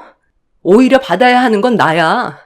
정리하고 돌아오면 조용히 넘어갈 테니까 제발 정신 차려. 야, 나 너한테 이제 애정 없어. 너 우리 엄마 아빠 돌아가시면 혹시나 떨어질 거 있을까봐 그러냐? 그런 거 단 한 푼도 너한테 못 주니까 지금 당장 나가. 아니, 합의금은 내놓고 나가. 그 돈도 결국 우리 부모님이 주신 거잖아. 이거 왜 그래? 내가 받은 돈은 정당하게 일해서 받은 돈이야. 거기다가 시부모님께 유산 받을 생각도 없어. 정신 차려 제발. 여보, 이러지 마. 이게 정말? 너 돈 있는 거 다 알아. 지금 당장 내놔. 좋은 말로 할 때 안 내놔? 아무리 소리를 쳐도 자신의 말을 들어주지 않자 남편은 저에게 손을 올리려고 했어요. 그때 조용했던 집안에 띵동 하면서 핸드폰 알람이 울렸답니다. 확인을 해보니 계좌에 계속해서 누군가가 몇천만 원씩 입금을 하고 있었어요. 깜짝 놀란 표정으로 핸드폰을 보고 있으니 제 핸드폰을 뺏어든 남편이 더 놀라 말하더군요. 야, 너 이거 무슨 돈이야? 너 돈 없다는 거 순 거짓말이었네. 얼른 돈이나 이체해. 아니, 이게 뭐지? 이거 내 돈 아니야. 무슨 일일까 싶어서 들어가서 확인을 해보니까 보낸 사람이 바로 시어머니더라고요. 놀라서 가만히 핸드폰을 보고 있었는데 안방문이 벌컥 열리며 시부모님이 나오셨습니다. 지금까지의 이야기를 다 듣고 계셨던 것이었어요. 남편은 그 모습을 보고 깜짝 놀랐어요. 시부모님은 엄청 화가 난 얼굴로 남편에게 소리를 치셨습니다. 남편은 그런 게 아니라며 해명을 하려고 했어요.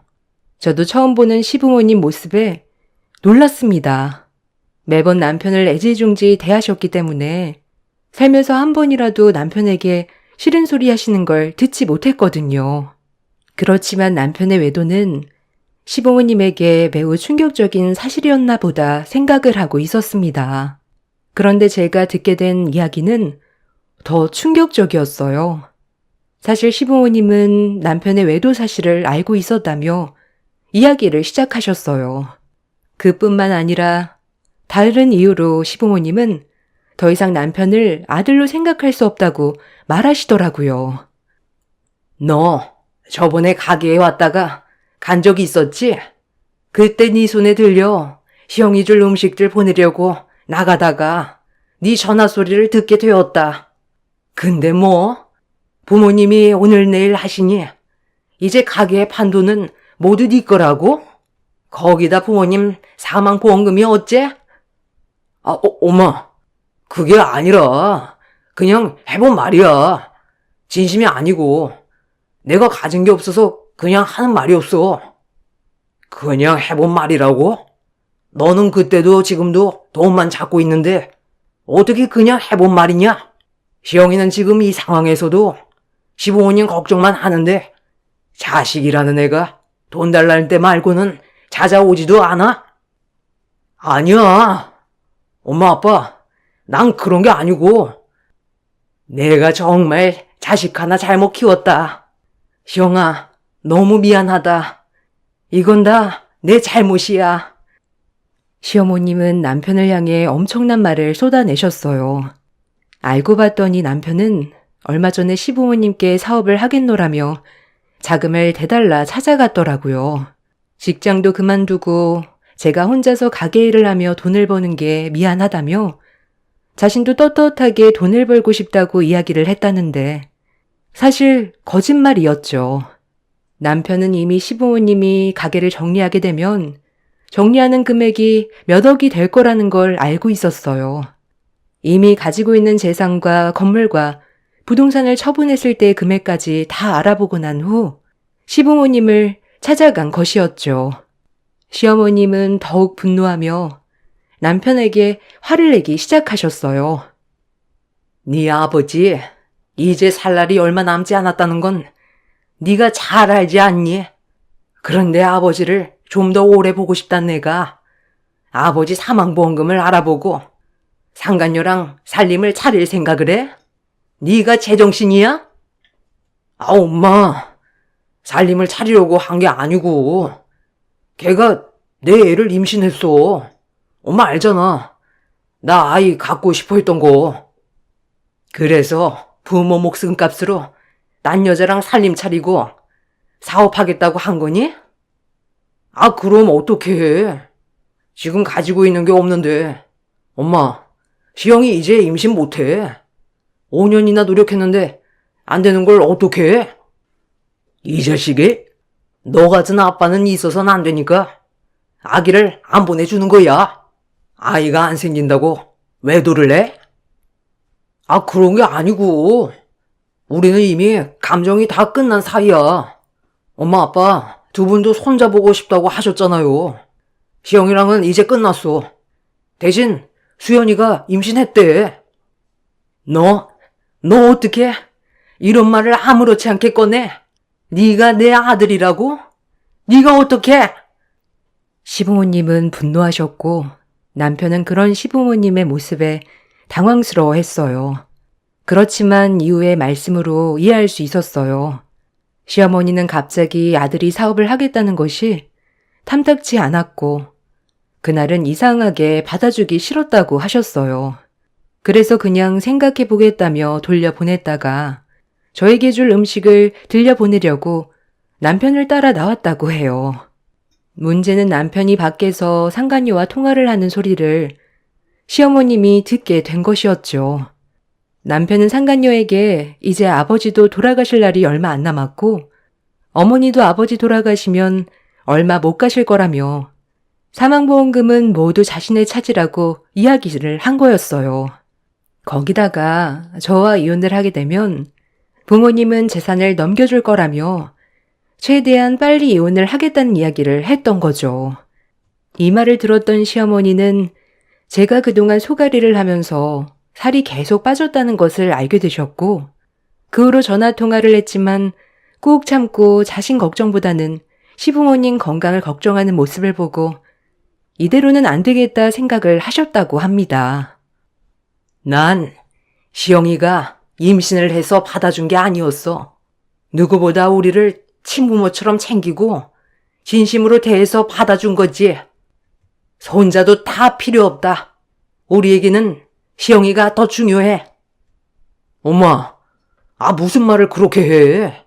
시영이는 남이야. 엄마, 시영이 우리 돈 보고 결혼한 거라고. 무슨 소리 하는 거냐? 네가 가게 일을 해본 적이나 있어? 시영이 아침 새벽부터 나와 마감할 때까지 있는다. 너는 평생을 부모님 가게라고 와서 일해본 적 있냐? 자기 몸 아파도 우리 몸을 더 걱정해주는 건 시영이밖에 없다. 아빠, 다 시영이가 속이려고 하는 거라니까. 유산한 것도 얘 때문이라고. 진수야, 너 아무리 그래도 그렇게 이야기하는 거 아니다. 그 임신한 몸으로 가게 운영하려고 시영이 밤낮 없이 일하다가 유산한 거야. 너는 평생을 도와주지 않았던 걸 시영이는 임신한 몸에 힘들어도 매일 나왔다고. 네가 유학을 가며 쓴 돈 살던지 모두 엄마 아빠가 너를 위해서 피땀 흘려서 번 돈이지만 너는 그거 한 번이라도 고마워한 적 있었니? 그런데 거기다가 외도나 저지르고 딴살림 차리겠다고 거짓말로 엄마에게 말을 해? 네가 어떻게 내 아들이야? 어떻게 네가 그럴 수 있어? 남편의 말에 저는 기가 찼지만 제가 분노를 하기 전에 시부모님께서 더 큰 분노로 화를 내주셨어요. 남편은 어디서 무얼 듣고 왔는지 제가 했던 모든 행동이 시부모님의 유산을 노리고 한 행동이라고 생각을 하더라고요. 그렇지만 저는 결혼 5년 후에도 결혼 전 3년 동안도 열심히 가게에서 일을 했고 정말 친부모처럼 시부모님을 대했어요. 이 정성이 시부모님에게 닿았던 건지 시부모님은 전적으로 제 편에 서서 이야기를 해 주셨답니다. 이날 찾아오시게 된 것도 바로 가게가 정리가 되어서 저에게 재산을 분할해 주고 남편과는 이혼하는 것이 좋겠다며 이야기를 하려고 했는데 마침 남편이 와서 집안을 들쓰고 다녔던 것이었죠. 남편은 오해라며 시부모님의 마음을 돌리기 위해 애를 썼지만 시부모님은 냉정하셨어요. 나중에 모든 것을 정리하고 시어머니와 잠시 이야기를 나누면서 하는 말을 들어보니 시부모님의 마음이 이해가 가더라고요. 알고 보니 시어머니는 어릴 적 친부가 바람이 나 혼외 자식을 낳았다고 하셨어요.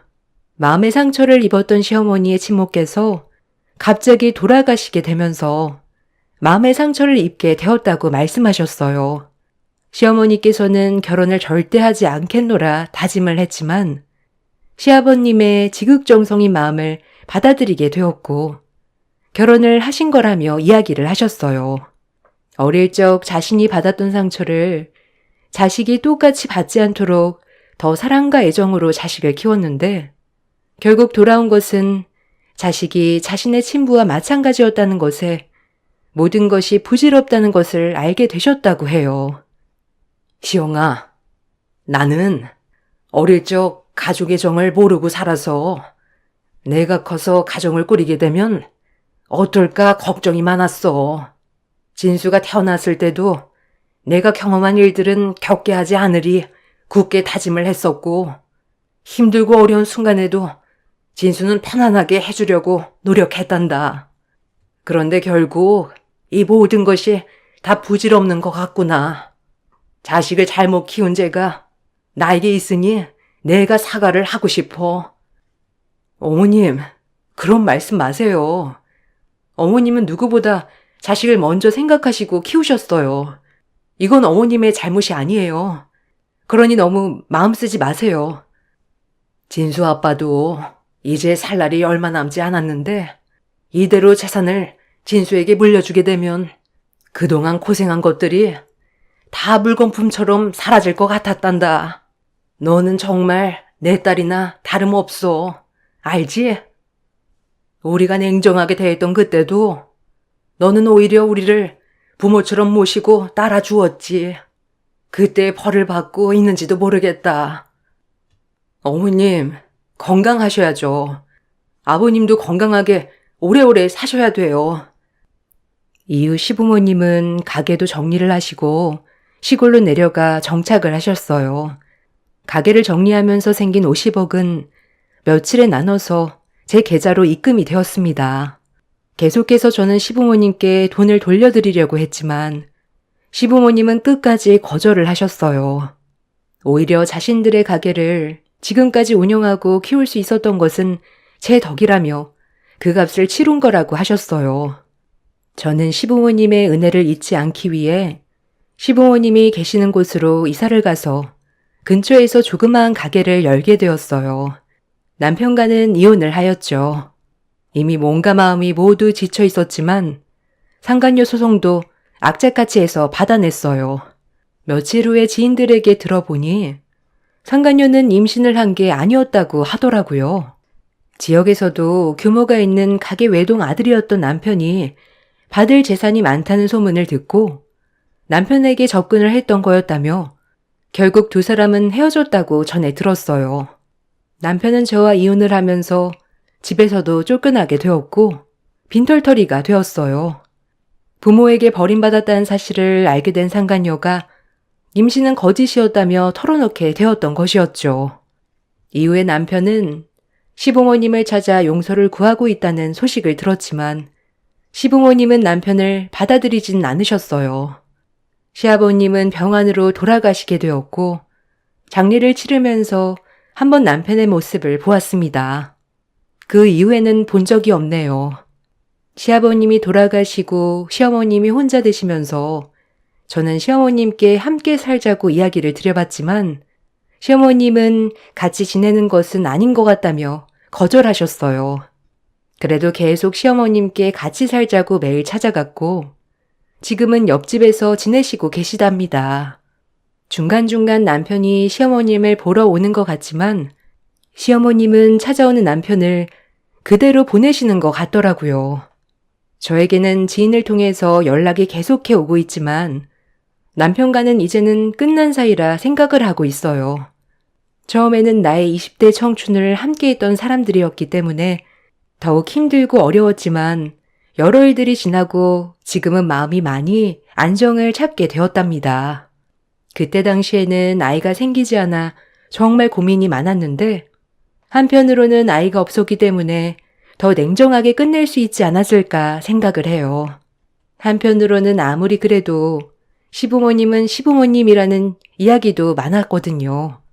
그렇지만 저는 친부모님과 다를 바 없이 제가 성인이 되고 나서 지금까지 저에게 많은 것을 베풀어 주셨던 분이기 때문에 함께 지내고 싶었어요. 피보다 진한 것은 없다고 하지만 그렇지 않은 경우가 바로 이런 것이겠죠. 가족이라는 것을 저도 제대로 못 느끼고 살아왔기 때문에 항상 고프고 그리운 것이었어요. 사실 남편이 외도를 저지르고 있었다는 것을 알고 난 후 부모님과 같았던 시부모님께서 저에게 등을 돌리시진 않을까 두려운 것도 컸었거든요. 그렇지만 저의 예상과는 다르게 시부모님은 전적으로 제 편이 되어주셨고 끝까지 친부모님처럼 지지해 주셨습니다. 남편과의 가정은 더 이상 이어질 수 없지만 그래도 나를 사랑하고 내 편에 서주는 부모님을 만나게 되어서 다행이라 생각합니다. 긴 글 읽어주셔서 감사합니다. 안녕하세요. 맨날 사연으로만 시청하다 저에게도 남들에게 말 못할 사연이 하나 있어 여러분들에게 들려드리면 어떨까 싶어 신청하게 되었습니다. 저는 경기도에 거주하고 있는 평범한 30대 직장인입니다. 저는 치의생사라는 과를 나와 지금은 개인병원에서 치과위생사라는 직업을 가지고 일을 하고 있죠. 여러분들은 치과 간호사라고 이해하면 편하실 것 같네요. 19살 어떤 학과를 가야만 비전이 있을까 고민하던 시점, 담임선생님 추천으로 4년제 치의생과를 들어가게 되었습니다. 나름 공부를 열심히 했던지라 학교에서 우수한 성적으로 졸업을 할 수 있게 되었고요. 졸업 후에는 모 대학병원에서 인턴으로 사회생활 첫 발을 내딛었죠. 운명이었을까요? 치과위생사 인턴으로 처음 취직한 곳에서 치과대학 학생이었던 남자친구를 만나 사내 연애 아닌 사내 연애를 이어갔답니다. 그때 당시 남자친구는 이제 막 인턴 실습을 마친 졸업을 앞둔 치대생이었어요. 우연한 계기로 밥을 먹다가 연애까지 이어졌는데 약간 까칠할 것 같았던 처음 외모와는 달리 너무 순하고 다정한 모습에 이끌려 연애를 이어나갔어요. 연애를 하면서 치과라는 공통 분모 덕분에 재밌었던 일들이 더 많았던 것 같고요. 알콩달콩 연애를 이어나가고 시간이 흘러 남자친구는 졸업을 하게 되었고 개인 병원으로 취업을 하게 되어 페이닥터의 길을 걷게 되었습니다. 저는 아직까지 대학병원에서 근무를 하며 경력을 쌓아가고 있었고 대학병원은 치과위생사가 대부분 정규직보다 계약직이 많기 때문에 저 같은 경우도 2년 단위로 계약을 하는 무기계약직 상태였습니다. 저도 어느덧 20대 후반이 되었고 이제 좀 전환점이 필요하겠다 싶어 2년의 계약을 거절하고 일자리가 있는지 알아보는 도중 남자친구가 본인이 일하는 병원에 자리가 있는데 혹시 생각 있냐고 물어보더군요. 치과에 있는 과가 분야별로 있는 대학병원과는 달리 통합적인 시스템인 개인병원에서 남자친구와 부딪히는 일이 많을 것 같아 거절했습니다. 직원들 보는 눈도 불편할 것 같았고요. 병원 시스템도 괜찮고 5년차 직원을 구하고 있어서 세인이 네가 하면 딱일 것 같아. 대표 원장님한테는 내가 말해도 괜찮을 것 같은데. 너 생각은 어때? 결혼할 때까지 여기서 진료 스타일 맞춰보고 개원하고 같이 일하는 것도 좋을 것 같아. 그래도 좀 불편하지 않을까? 같이 일하는 직원들도 알면 불편해할 거고 나랑 오빠는 괜찮은데 아무래도 직원들 눈이 좀 걸리네. 대표 원장님도 은근 압박 줄 것 같기도 하고. 정말 병원 분위기나 복지 그런 것들 다 괜찮은 거야? 개인 병원은 또 처음이라 많이 떨린다. 대학병원 같은 시스템도 아닐 거고, 그래도 오빠랑 의지하면서 다녀보는 것도 괜찮겠지? 그때 당시 남편은 페이닥터 2년 정도를 하고 병원을 오픈할 예정이었어서 저와 결혼 후 함께 일하기를 희망했네요. 저 역시 저와의 미래를 꿈꾸는 그한테 고맙기도 했고 변하지 않을 거라는 믿음에 더욱더 미래에 대해 부풀었어요.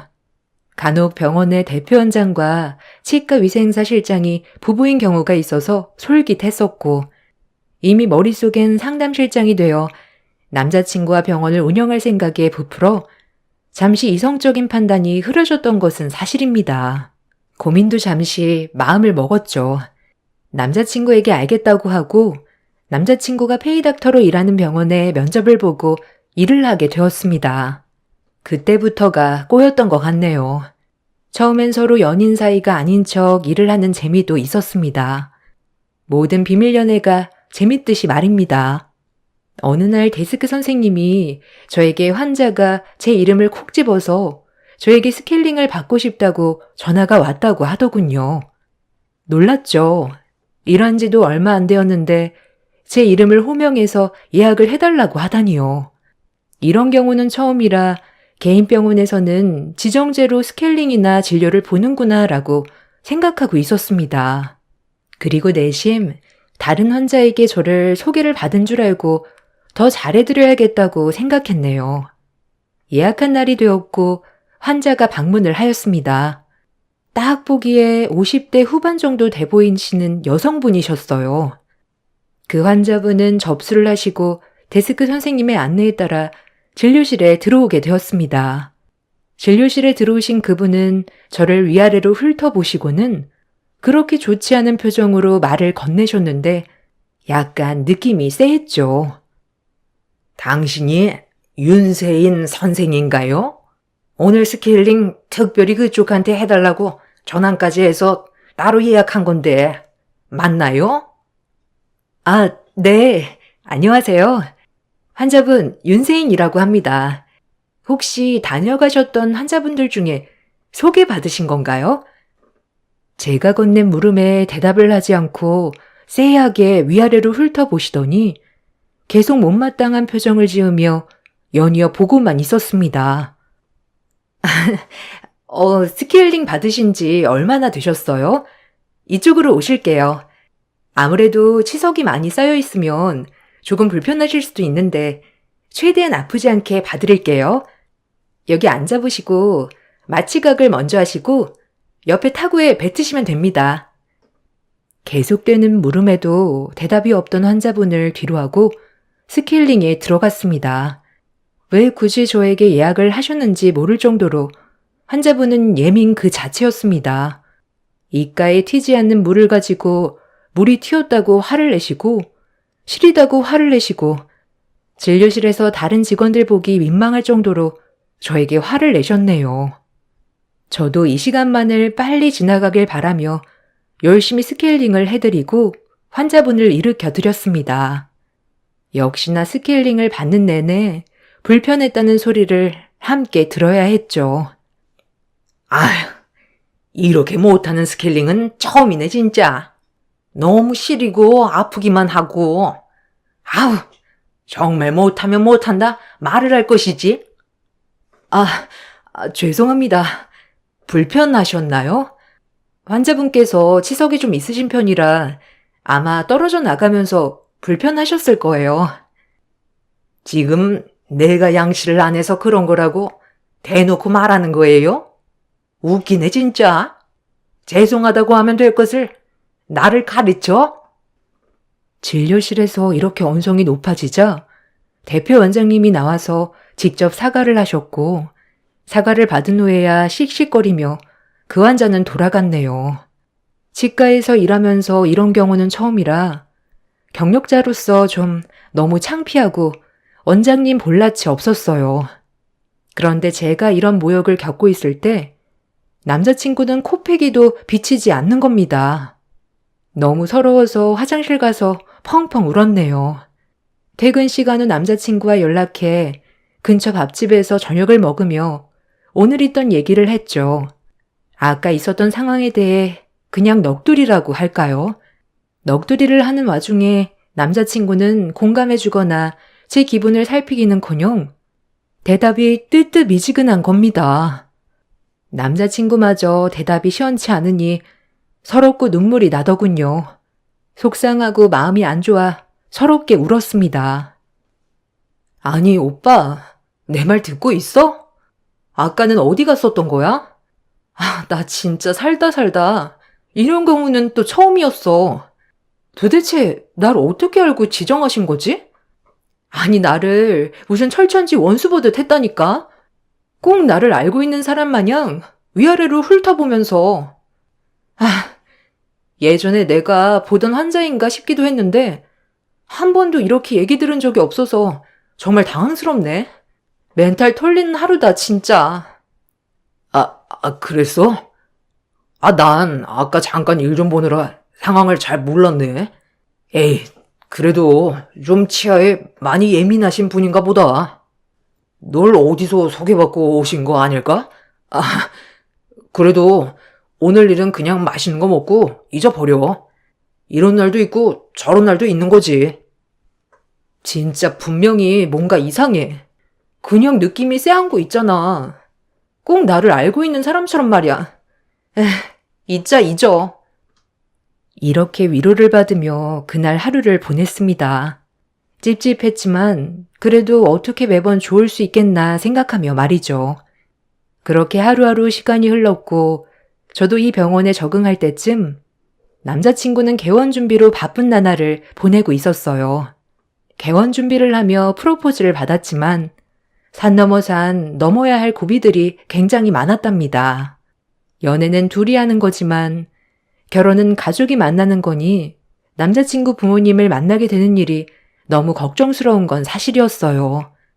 혹시 아들이 의사라고 저를 무시하진 않을까 하며 마음을 졸였습니다. 남자친구 부모님을 만나러 가는 날 남자친구가 이런 소리를 하더군요. 일단 우리 집 들어가기 전에 우리 엄마 보고 놀라지 마, 알겠지? 아무래도 우리 엄마가 며느리 욕심이 좀 있었거든. 무슨 소리야? 혹시 나 마음에 안 들어 하시는 건 아니지? 진작 정부 칠 겸 찾아뵀어야 했나? 너무 떨린다. 엄마가 말이나 표정은 쌀쌀 맞아도 처음이라 그러신 거니까 너무 놀라지 말고. 일단 오늘은 엄마 기분 좀 맞춰주라. 당연하지. 그래도 오빠 이렇게 훌륭하게 키워주신 분인데 내가 최대한 어머님 마음에 들게 행동할게. 걱정 마. 이렇게 말은 했지만 걱정이 많이 되었어요. 그리고 남자친구가 이렇게 말을 하니 더 무서웠습니다. 그래도 매도 먼저 맞는 게 낫다고 일단 저를 그렇게 썩 내켜하지 않으신다는 걸 알게 되고 오히려 마음은 편했네요. 올라갈 길만 남았으니까요. 최대한 긍정적으로 생각하고 남친과 남친 부모님 선물을 사서 약속한 장소로 도착했습니다. 심호흡을 하고 들어갔죠. 안녕하세요, 어머님, 아버님. 처음 뵙겠습니다. 저는 윤세인이라고 합니다. 잘 부탁드려요. 오빠한테 말씀은 많이 들었어요. 인사를 하고 고개를 들어보니 너무 당황스러웠습니다. 어머님이 그 전에 스케일링을 저에게 예약하신 분이 아니겠어요?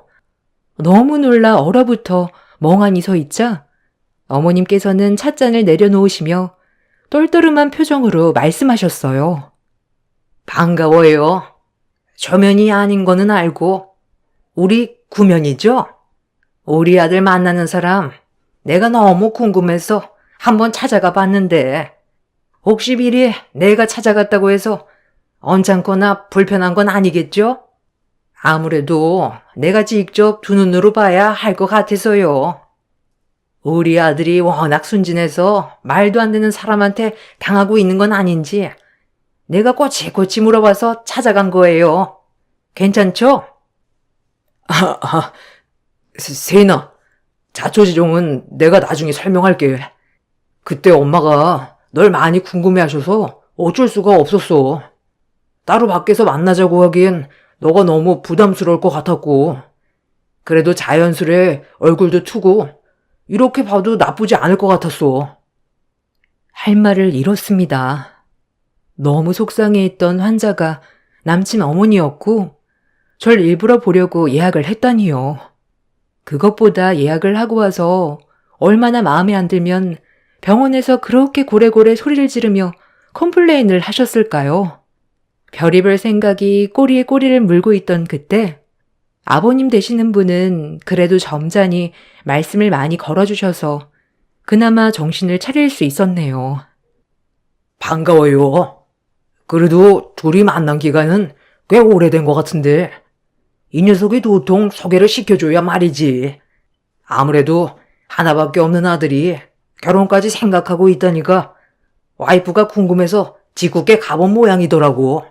내가 뭐라고는 했는데. 아, 네. 당황스럽네요. 그날 마음에 안 들어 하셔서 계속 신경이 쓰였었는데, 혹시 치아 시리신 건 괜찮으세요? 우리 아들이 의사인데 어른이 그런 거 체크 안 해줄까 봐요. 덕분에 아들이 시리지 않게 해줘서 지금은 괜찮네요. 예비 시부와 시모는 성격이 정반대였습니다. 시모는 머리부터 발끝까지 저를 마음에 들어하지 않았고, 아무래도 아까운 의사 아들의 며느리는 치위생사라니요. 한 번도 생각해보지 않았던 조합이지만 아들이 너무 좋다고 사정해 허락한 느낌이 났죠. 그에 반면에 예비 시아버님은 지금의 남자친구처럼 다정다감했습니다. 그나마 아버님이 계속 말 걸어주시고 저에 대해 궁금해해 주신 덕분에 불편한 식사 자리를 화기애애하게 끝낼 수 있었어요. 식사 자리를 마치고 남친과 저 이렇게 둘만 남았습니다. 일단 너무 화가 났죠. 아까는 어른들 계시는 자리라 별말을 못했지만 어떻게 나에게 언질 한번 주지 않냐 화를 냈어요. 남자친구와 사귀는 기간 동안 이렇게 화를 낸 것은 정말 처음이었고 남자친구도 많이 당황했는지 싹싹 빌었어요. 도무지 화가 가라앉지 않았지만 그래도 이렇게 잘못했다고 하는 남친을 보니 어물쩍 넘어가는 사건이 되었어요. 어머님이 절 너무 마음에 안 들어해서 마음에 걸렸지만 우리 부모님들은 남자친구를 매우 좋아했고 예비 시아버님만은 옆에서 좋은 말씀 많이 해주셔서 어머님은 차차 결혼하면 친해져야겠다 생각하고 결혼을 준비해 나갔어요.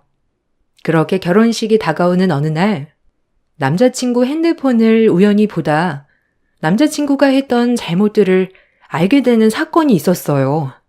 지인에게서 온 카카오톡 메신저에는 지인의 지인들이 부탁한 진단서 허위 작성 목록들이 있었죠. 지인에게 돈을 받고 허위로 진단서를 작성해주는 작업을 그동안 해왔던 겁니다. 너무 놀래고 손이 떨렸어요.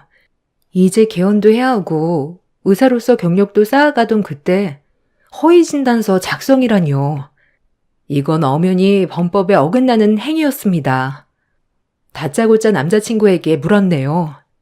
이게 뭐냐고. 지금 그동안 아는 지인들에게 진단서를 허위로 작성해 준 것이냐고 따져 물었습니다. 남자친구는 초기에 개원 비용이 많이 들어가니 어쩔 수 없었다곤 하지만 이렇게 범죄를 저질렀다는 게 너무 화가 나고 손이 떨렸네요.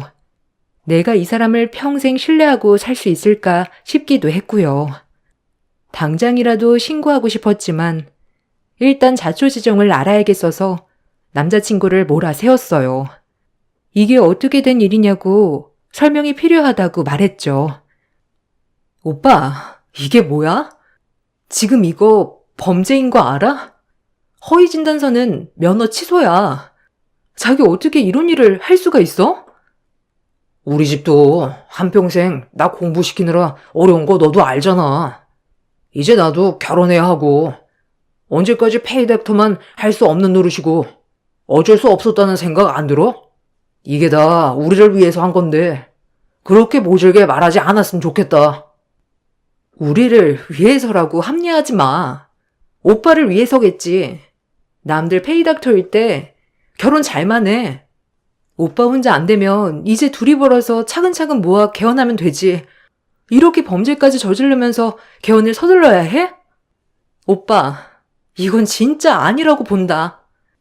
네가 몰라서 그래. 의사들 이런 경우 꽤 종종 있어. 나도 그러니까 쉽게 했던 거고. 너무 몰아붙이지 마. 일단 나 좀 쉬고 싶다. 지금 회피하는 거야? 내가 지금 틀린 말 해? 오빠, 이제라도 그만둬. 나 진짜 오빠가 이런 짓 하는 거 너무 싫어, 응? 제 말을 더 이상 듣지도 않고 그 사이 우리는 균열이 가기 시작했어요. 그 대학병원 인턴 시절에 만났던 순수했던 남자가 맞나 싶기도 했고 뭐가 이렇게 변하게 만들었나 싶었죠. 병원 하나 거뜬히 개원시켜줄 여자를 만났으면 이런 일은 절대 하지 않았겠지 생각하며 제 자신도 자책해보고 계속 울기만 했습니다. 그러다 꼬리가 길면 밟힌다고 진단서 작성을 원했던 사람이 신고가 들어가게 되면서 제 남친도 같이 신고 접수가 되었죠. 하늘이 무너지는 줄 알았습니다. 불법에 가담하여 경찰 조사를 받고 있는 꼴이라뇨. 일단 부모님께는 비밀로 하고 이 상황을 어떻게 풀어나가야 할지 하루 종일 뛰어다녔네요. 계속되는 조사에 결국 남자친구는 허위 진단서 작성이란 죄목으로 벌금과 면허 취소가 되었습니다. 결국 의사 면허가 취소되는 지경에 이르고서야 남자친구는 이제야 정신을 차리나 싶었죠. 결국 다니던 병원에서 해고를 당하고 남자친구는 갑작스럽게 실업자가 되었어요. 저와 남자친구가 그나마 연인인 걸 몰랐던 병원 분위기라 저는 계속 다닐 수 있게 되었고 병원 직원들도 너무 충격적이라 하루 종일 남자친구 얘기를 달고 살았어요. 너무 고통스러웠습니다. 그럼에도 저는 꿋꿋이 참고 다녔어요. 저라도 정신을 차리자 싶어 이악 물고 더 열심히 일했네요. 이 사건 자체를 저와 남자친구 외에는 몰랐던 일이라 양가 부모님들께는 비밀로 하기로 했어요. 혹시라도 두 집안 부모님들이 충격받으실까봐 저희끼리 애써 수습하며 그래도 결혼 준비는 해 나갔네요. 결혼을 하면 그래도 가정이 생기니 철없던 남자친구도 변할 거라 생각하며 결혼을 이어나갔습니다. 의사 면허는 3년이 지나면 재교부 신청 허가에 따라 진행을 할 수 있기 때문에 3년만 제가 고생하기로 했습니다. 물론 남자친구는 저에게 정말 미안해했고 자신의 잘못을 뉘우치는 모습을 많이 보였기에 저로서도 용서를 할 수 있었습니다. 그렇게 결혼식을 진행하게 되었고 저희는 더 열심히 살아갔어요. 남편은 재교부 신청을 준비하면서 공부를 하고 밤에는 아르바이트를 하며 지냈고 저 역시 치과에서 열심히 일을 한 덕분에 치과 총괄 실장이라는 자리에 오르게 되었네요. 그래도 시어머님은 저를 못마땅히 하셨어요. 시간이 지나면 해결될 것 같았던 고부 사이는 시간이 지날수록 악화되는 듯 했죠.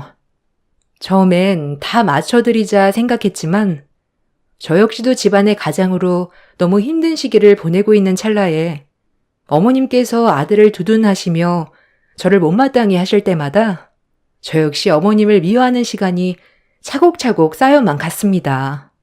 아무래도 남편이 아르바이트를 한다고 해도 집 대출비제, 고정생활비에 제 벌이로도 넉넉지 않았던 건 사실이었어요. 이렇게 돈에 쪼들리니 사람의 마음에 여유가 없어져 갔습니다.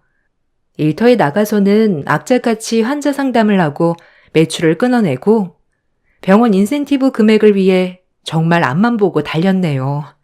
의사 남편 만나 개원하여 그 병원 실장으로 일할 생각에 행복하던 때도 있었지만 너무 큰 욕심을 부리고 쉽게 모든 걸 가지려 해서 벌을 받나 싶은 생각도 들었습니다.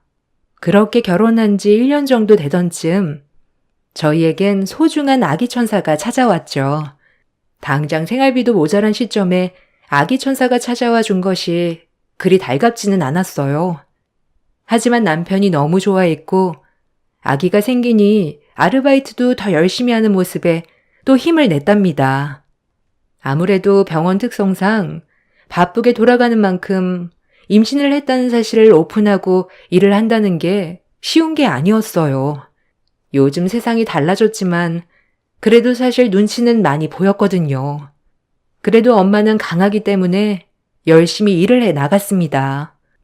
뱃속에서 응원해주는 아기 천사와 집에서 열심히 재기하려고 준비하고 있는 남편이 있었기 때문이었죠. 제가 낮에 나와 일을 하고 남편은 집에서 낮엔 공부를 하였기에 집에는 늘 사람이 있었어요. 어느 날 친정 부모님께서 반찬을 해서 집에 가져다 주셨습니다. 낮에 남편이 집에 있는 것을 보고 부모님도 많이 놀라셨죠. 부모님은 아직도 페이닥터로 일을 하는 줄 아시거든요. 엄마는 역시 다르다고 남편의 모습을 보고 저희 집이 심상치 않다는 걸 눈치챘었어요. 그러곤 전화가 왔죠. 세인아, 엄마다. 혹시 오늘 일 끝나고 집에 좀 들릴 수 있니? 엄마가 너한테 물어볼 말이 좀 있는데 시간 되니? 저도 엄마 아빠에게 임신 소식을 알려드리고 싶었던 찰나에 잘 됐다 싶어 알겠다고 한 뒤 저녁이 되어 친정집에 들렸습니다. 엄마, 나 왔어요. 나도 엄마 아빠한테 깜짝으로 알려줄 소식이 있었는데 때마침 전화했네. 역시 우린 통한다니까. 너 사실대로 말해. 최서방 지금 혹시 휴직했니? 오늘뿐만 아니라 종종 낮에 반찬 가져다 주러 가면 늘 집에 있던데. 너 어떻게 된 거야? 엄마한테 뭐 혹시 숨기는 건 없고? 아니면 고민거리라든지 있으면 다 말해봐, 얼른. 엄마의 말이 떨어지자 무섭게 눈물이 왈칵 쏟아져 나왔습니다. 작은 것 하나하나 엄마 눈에는 이상해 보였던 거죠. 우리 딸이 행여 혼자 고생하진 않을까 걱정해 주시고 마음이 많이 아프고 죄송스러워 고개를 들지 못하였습니다. 결혼 전에 일이 좀 있어서 자세히 말은 못하지만 오빠 의사면허가 취소되었고 그래서 지금 재교부 신청 생각하고 있어서 엄마랑 아빠는 너무 걱정 안 해도 돼. 당장 오빠가 일을 못하더라도 저녁에 아르바이트 하고 있고 그렇게 우리 힘들지 않아. 오빠 면허 다시 신청되면 걱정 없고 그러니까 엄마 아빠 너무 걱정하지 마요. 설사 안 되더라도 젊은 사람 둘인데 이 세상 잘 살 수 있지 못 살겠어? 그러니까 걱정 붙들어 매세요. 알겠지? 미리 말 못해서 너무 미안해, 엄마 아빠. 너가 괜찮다면 됐어. 우리 딸 금전적으로라도 힘들면 아빠한테 미리 말하지. 재서방도 힘들었겠다. 에휴, 미리 말을 하지. 엄마는 제 말이 끝나고 절 많이 안아주셨어요. 저 혼자 아무한테도 말하지 않고 어차피 면허만 다시 신청되면 될 일이니 가족들 걱정 끼치지 말자라고 했던 것들이 오히려 더 걱정을 시켰던 것 같아 죄송했습니다. 앞으로 잘 사는 모습을 보여주면 되니 씩씩하게 울음을 그치고 엄마 아빠한테 오늘 말씀드리려 했던 임신 소식을 전해드렸죠. 역시나 엄마 아빠는 저보다도 더 기뻐하셨지만 지금 생활에 아기가 생겼다고 하니 한편으론 제가 더 고생할까 걱정하시는 것 같았어요. 먹고 싶은 건 없고 언제든지 먹고 싶은 거 있으면 엄마한테 전화해. 엄마가 맛있는 거 많이 만들어줄게, 우리 딸.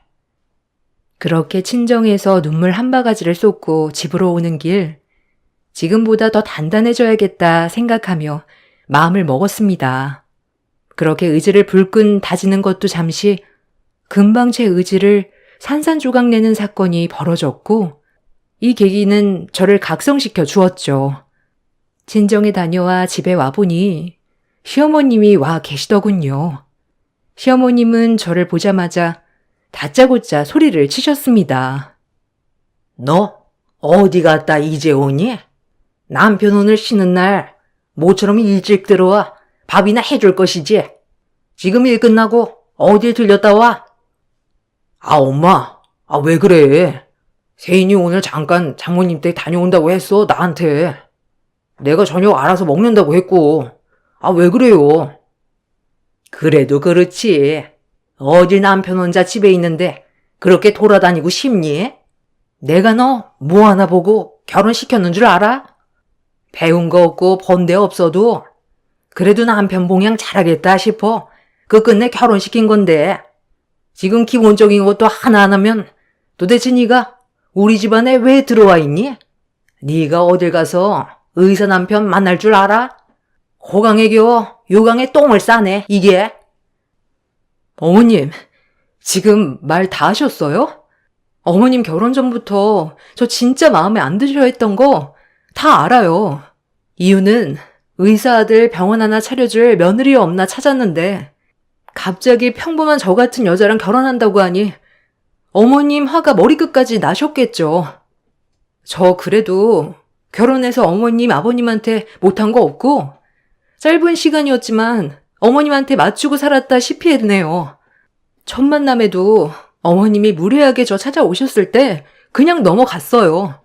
충분히 더 좋은 며느리 얻고 싶어 하셨을 수도 있겠다 싶었고요. 제가 지금도 그렇게 싫으세요? 제가 어떻게 해드릴까요?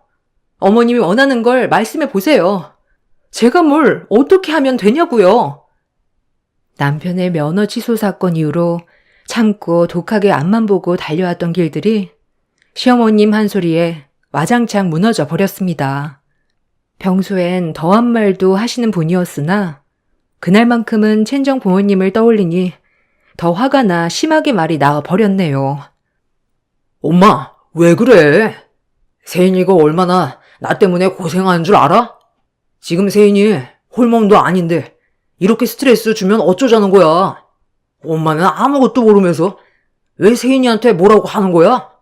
세인아, 너 괜찮아? 방에 들어가 있어, 얼른. 남편이 서둘러 제 편을 들어주었지만 시어머님은 완강했습니다. 오히려 제 탓을 하였죠. 제가 남편을 이렇게 만든 거라고 소리를 질렀습니다. 애초에 결혼을 시키지 말아야 했었다고 더 화를 내었죠. 어머님이 더 화를 내니 남편은 말을 아꼈죠. 내 아들 아주 조정 잘해놨구나. 너 우리 아들이 얼마 버는 줄 알구나 하고 나한테 대드는 거니? 우리 아들 나가서 월 3천 버는 애야. 아니, 이것보다 이제 더 벌겠지. 너같이 꼴랑 2, 300 버는 애랑 급이 같다고 생각하는 거니?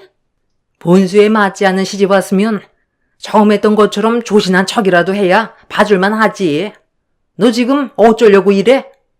당장 이혼당하고 너랑 니애 이 집에서 쫓겨나고 싶어서 그러는 거니?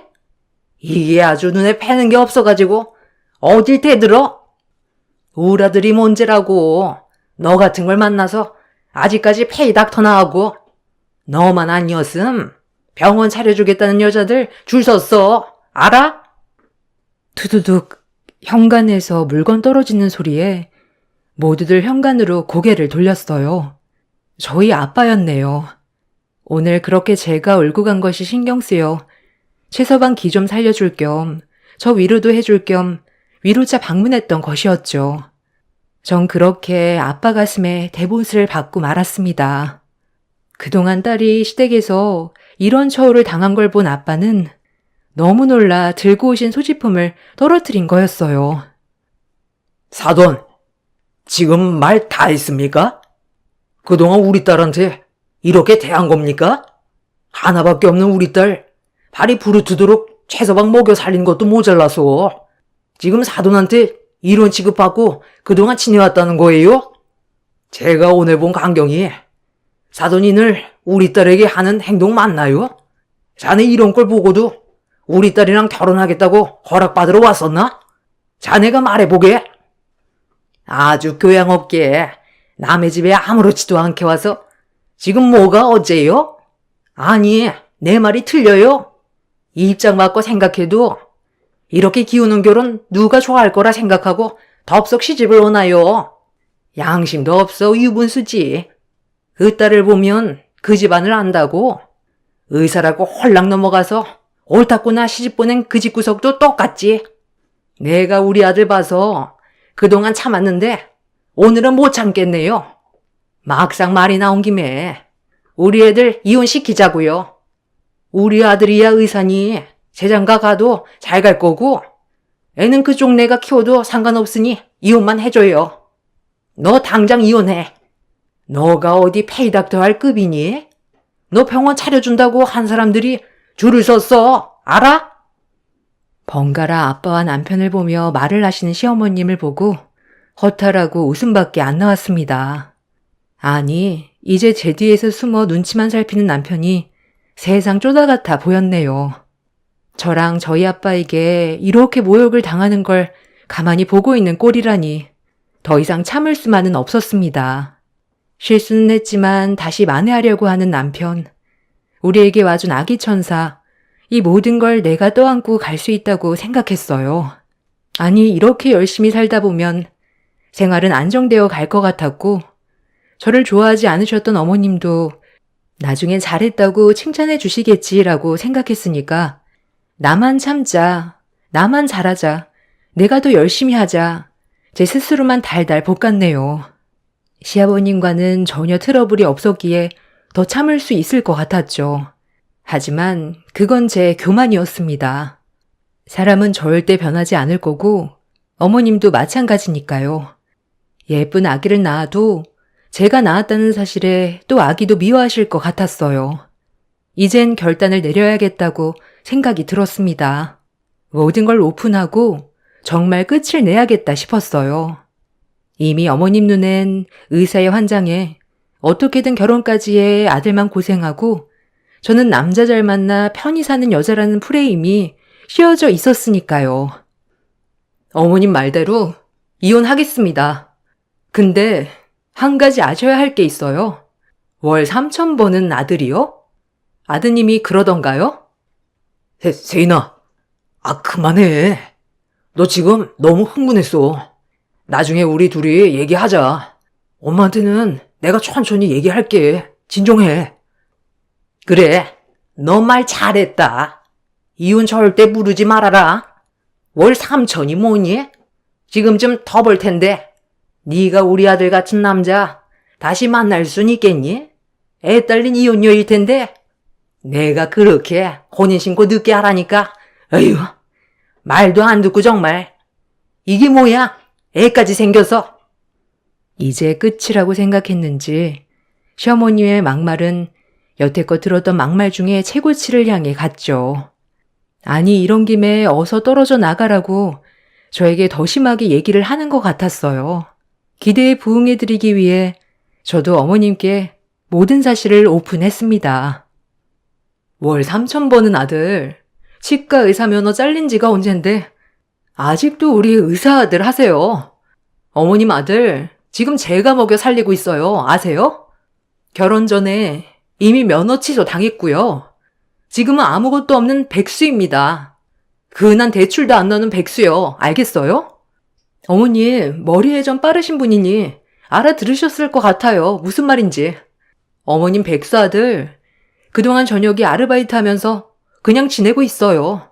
실질적 이 집 대출값, 생활비 다 제가 벌고 있고 어머님 아들 입에 들어가는 식대도 아쉽게도 제가 번 돈으로 들어가고 있네요. 어머님 철마다 여행 경비, 용돈, 선물 다 제 돈으로 한 거고요. 어쩌죠? 월 300버는 며느리가 아끼고 아껴서 힘들게 이 집 이끌고 있었네요. 3년 뒤 면허 재교부 신청할 수 있죠. 과연 쉽게 나올까요? 어머님, 이제 무능한 아들 데려가세요. 반품합니다. 전 이제 여기서 손댈 거고 어머님 하신 말씀대로 아드님 재장가 가시는데 방해되지 않게 태어나지도 않은 저희에게 친권 양육권 제가 가져갈게요. 더 이상 왈가왈부 말고 협의 이혼으로 끝내죠. 하고 방에 들어가 아빠 보고 트렁크 싸는 걸 도와달라고 했네요. 그래도 시어머님은 남편을 보고 무슨 말이냐고 하면서 길길이 날뛰었습니다. 그토록 믿는 아들, 이제 의사 면허도 없는데 어떡하나요? 남편도 제가 이렇게 터트릴 걸 예상 못했는지 더 이상 아무 말도 없었고요. 시어머님은 놀다 남편 보고 얼른 얘기하라고 다그치는 모습 뒤로 짐 싸서 나왔네요. 집 가는 길 친정 아빠 보고 너무 죄송하다고 했어요. 친정 아빠는 그래도 집 가는 길 절 많이 다독여 주시고 위로해 주셨습니다. 친정에 와 남편, 아니 전 남편 전화를 받고 협의 이혼하기로 결정했네요.